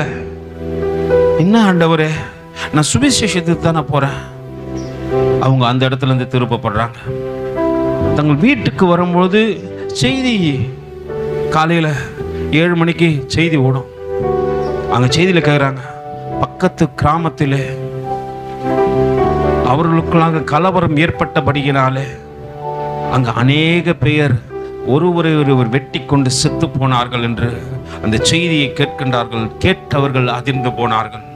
எந்த மனுஷன் பரிசுத்த ஆவியானுடைய சத்தத்தை கேட்கிறானோ அவன் சரியான பாதையிலே நடத்தப்படுகின்றான். ஆண்டவர் தருணம் கொடுத்துக்கிட்டே இருப்பாரு, இந்த வழியில போ, இந்த வழியில போய், இது நல்லது நல்லது என்று சொல்லுவார். ஒருவேளை நம்ம மீறி நடக்க கூடுமானால் அந்த இடத்துல இழப்புகளை நிச்சயம் சந்திப்போம். பரிசுத்த ஆவியானவர் ஒரு மனுஷனை நடத்தி வராரு. அந்த மனுஷன் அந்த இடத்துக்குள்ள வரான். அங்க பார்த்தா அங்க வேதத்தை சொல்லுகின்றவன் இல்லாதபடிக்கு தன்னுடைய பிரஸ்தாபத்தை காட்டுகின்றவனை பார்த்த போது அங்க நடக்கின்ற காரியத்தை பாருங்க. அங்கே எலிமாவை குறித்து பேசப்படுகிறது. மாய வித்தைக்காரன் என்று அர்த்தம் கொள்ளும் பேருடைய அந்த எலிமா என்பவன் அதிபதியை விசுவாசத்திலிருந்து திருப்பும்படி வகை தேடி அவர்கள் உடனே எதிர்த்து நின்றான். அப்பொழுது பவுல் என்று சொல்லப்பட்ட சவுல் நல்ல புரிஞ்சுங்க. இங்கே பவுல் என்று சொல்லப்பட்ட சவுலுக்குள்ள பரிசுத்த ஆவியானவருடைய ஒரு நிரப்புதல் வந்தபோது அவனை உத்து பார்க்கிறான். எனக்கு எதிரடையா நிற்கிற மனுஷனுடைய இருதயத்தின் காரியங்கள் என்ன என்பதை நீ அறிந்து கொள்ள வேண்டுமானால் முதல்ல உனக்கு பரிசுத்த ஆவியானுடைய நிரப்புதல் தேவை. இப்ப நீங்க இந்த வேத பகுதியை நீங்க சாதாரணமா வாசிச்சு பாத்தீங்கன்னா ஒண்ணுமே தெரியாது. என்ன பிரதர் உத்து பார்க்கறது? உத்து பாரு. உனக்கு எதிரடையா ஒரு மனுஷன் நிற்கிறான். அவன் நல்லவனா கெட்டவனா, அவன் எந்த நோக்கத்தோடு கூட உன்னிடத்துல வருகிறான் என்பதை பரிசுத்த ஆவியானவர் நிச்சயம் உனக்கு சொல்லுவாரு. அவன் பரிசுத்த ஆவியில நிறைந்தவனாய் அவனுடைய காரியங்களை அவனை பவுலும் யார் அறிஞ்சிருக்க முடியாது, பர்னபாவும் அறிந்திருக்க முடியாது. அவன் வேதத்தை சொல்றானா இல்லையான்னு தெரியாது. ஆனால் அவன் வழி தப்ப செய்கிறான் என்பதை பவுல் அறிந்த போது இவன் யூதனா இருந்தாலும் தேவனுக்கு பிரியமில்லாதவன் என்பதை அறிந்து கொண்டது மட்டும் இல்லாதபடிக்கு அவனை உற்று பார்க்கிறான். ஒருவேளை எல்லா காரியத்தையும் அறிந்த அந்த மனிதனுக்குள்ள என்ன ஆவியா இருக்குது? பிரமாணத்தை அறிஞ்சமையா? மோசே எழுதின பிரமாணத்தை யூதர்கள் நன்றாய் அறிந்தவர்கள். அவர்களுக்குள்ள என்ன ஆவி இருக்குது? பரிசுத்த ஆவியானவர் இருந்தா அவர் நடத்துதலே வேற ஆவி. என்ன ஆவி இருக்குதுன்னு சொல்லிட்டு அவன் உற்று பார்க்கிறான். அங்கே நீங்கள் பார்க்க வேண்டிய காரியத்தை கொஞ்சம் கவனமாய் காண்பித்து கொடுக்கத்தக்கதாக ஏசாயாக்கு எழுதின நிருபம் 14வது அதிகாரத்தில் 16வது வசனத்தை கொஞ்சம் வாசிச்சு பாருங்க. அவன் ஏன் அங்கே உற்று பார்த்தான் என்று வேதம் அழகாய் தெளிவாய் நமக்கு சொல்லி கொடுக்கிறது. எடுத்து வாசிங்கம்மா. ஏசாயாக்கு எழுதின நிருபம் 14வது அதிகாரத்தில் 16வது வசனம். உன்னை காண்கிறவர்கள் உன்னை என்ன பண்ணுவாங்க? உற்று பார்த்து உன்னை குறித்து சிந்தித்து இவன் தானே பூமியை தத்தளிக்கவும் ராஜ்யங்களை ஆயுதரவும் செய்த யார்? இவன் தான். இவன் தான் தள்ளப்பட்டவன் என்பதை அவன் உற்று பார்த்து தெரிந்து கொள்கிறான். இந்த உத்து பார்த்த பிறகுதான் பவுல் அப்போஸ்தலன் அழகா வசனத்தை சொன்னான். எல்லாம் கபடமும் எல்லாம் பொல்லாங்கும் நிறைந்தவனே, பிசாசின் மகனே, நீதிக்கெல்லாம் பதஞ்சனே, கர்த்தருடைய செம்மையான வழிகளை புரட்டுவதில் ஓய மாட்டாயோ? எல்லாம் புரிஞ்சுங்க. தேவ ஆவியானவர் உன்னிடத்தில் இருப்பாரானால் உனக்கு எதிரடையா நிற்கின்ற மனுஷன் எந்த ஆவியில நிற்கிறான் என்பதை நீ புரிந்து கொள்வாய். பரிசுத்த ஆவியானவர் உனக்குள்ள இல்லைன்னு வச்சுக்க, நீங்க எத்தனை காரியத்தை அறிந்த போதிலும், நான் ஜப வீரன் என்று சொன்ன போதிலும், நான் பிரசங்கி என்று பேசின போதிலும், நான் சுவிசேஷகன் என்று மார்த்தட்டின போதிலும், நான் தீர்க்கதரிசி என்று அரைக்குவல் இட்ட போதிலும், ஒருவேளை உங்களுக்கு எதிரடையாய் நிற்கின்றவன் எந்த ஆவியோடு கூட நிற்கிறான் என்பது தெரியாமல் போய்விடும். அவனும் சொல்லுவான், நானும் கிறிஸ்டின் தான் பிரதர், நான் கிறிஸ்தவன் தான், நான் ஏசப்பா பிள்ளை தான், நான் ஏசப்பாவை அறிஞ்சவன் தான். ஆனா அவனுக்குள்ள என்ன ஆவி இல்ல? என்ன ஆவி இல்லப்பா? பரிசுத்த ஆவியானவர் இல்ல. இங்க ஸ்தேவானுக்குள்ளே பரிசுத்த ஆவியானவர் இருந்தபடியினால அவன் ஒரு காரியத்தை அழகாங்க சொல்றான். வா பரிசுத்த ஆவியானவரே, நீ எங்களுக்குள்ள இருக்கிறபடியினால எங்களுக்கு எதிரடையா இருக்கிறவர் யார் என்பதை நாங்கள் அறிந்திருக்கிறோம். பவுல் அங்க அழகா சொல்றான், எல்லாம் கபடமும் எல்லாம் பொல்லாங்கும் நிறைந்தவ ஒரு ஆவி உடையவன் நிற்கிறான். எல்லாம் கபடம் இருக்குது, எல்லாம் பொல்லாங்க இருக்குது, அவன் அதுல நிறைஞ்சு நிற்கிறான். நான் இங்க ஆவியில குறைஞ்சு நிற்கிறேன். எனக்கு ஏன் தெரியுமா அடிக்கடி என் எதிரில் இருக்கிறவங்க யாரு என்ன நோக்கத்துல எந்த இருதயத்தின் சிந்தனையில என் கூட பேசுறாங்கன்னு தெரியல. இவ்வளவு நிறைந்திருக்கிறது, எனக்குள்ள பரிசுத்த ஆவியானவர் குறைந்திருக்கிறார். ஆவிக்குரிய வாழ்க்கை ஒரு நாள் போல இருப்பது இல்ல, அது முழுவதுமாய் நிரப்பப்பட்ட சூழ்நிலை நடக்கிறதும் இல்ல. நான் குறைவா இருக்கும் போது எனக்கு எதிரடையா வந்து நிக்கிறது யாருன்னு எனக்கு தெரியாம போயிடும். இங்க பவுல் எல்லா நேரத்திலும் நிறைவா இருக்கிறபடினால, எல்லா நேரமும் பரிசுத்த ஆவியானோடு கூட இணைக்கப்பட்டு இருக்கிறபடினால, எல்லாம் கபடமும் எல்லாம் பொல்லாங்கும் நிறைந்தவனே என்று பிசாசின் மகனை பார்த்து சொல்லுகின்றான். நீ பரிசுத்த ஆவியானால மட்டும்தான் நிரப்ப பண்ணும். உனக்குள்ள கபடு வரக்கூடாது, உனக்குள்ள பொல்லாங்க வரக்கூடாது. அது உலகத்துக்குரியது என்பதை நீங்கள் புரிந்து கொள்ளத்தக்கதாக நீங்க ரோமருக்கு எழுதின நிருபத்தில் போய் வாசிச்சு பாருங்க. வீட்டில் போங்க, எனக்கு நேரம் இல்லை, நேரமும் முடிஞ்சிருச்சு. ரோமருக்கு எழுதின நிருபம் 1 அதிகாரத்தில் நீங்க 21 32 வரைக்கும் வாசிச்சு பாருங்க. உலகத்தை குறித்து, உலகத்தின் மனிதர்களை குறித்து அங்கே பேசப்பட்டிருக்கான். அவன் எப்படி இருப்பான்ட்டு அவனுக்கு இதை அறியாதவர்கள் இப்படிதான் இருப்பாங்க. அறிந்த நீ நானும் பரிசுத்த ஆவியானவர்னாலே நிரப்பப்பட வேண்டும் என்பதை நம் புரிந்து கொள்ளத்தக்கதாக பரிசுத்த ஆவியானவர் இந்த நாளிலே பேசுகின்றார். ஒரே ஒரு வசனத்தை மட்டும் வாசிப்போம். ரோமருக்கு எழுதின முதல் அதிகாரம் 21வது வசனம் மட்டும் வாசிக்க பார்க்கலாம். அவர்கள் தேவனை அறிந்தும்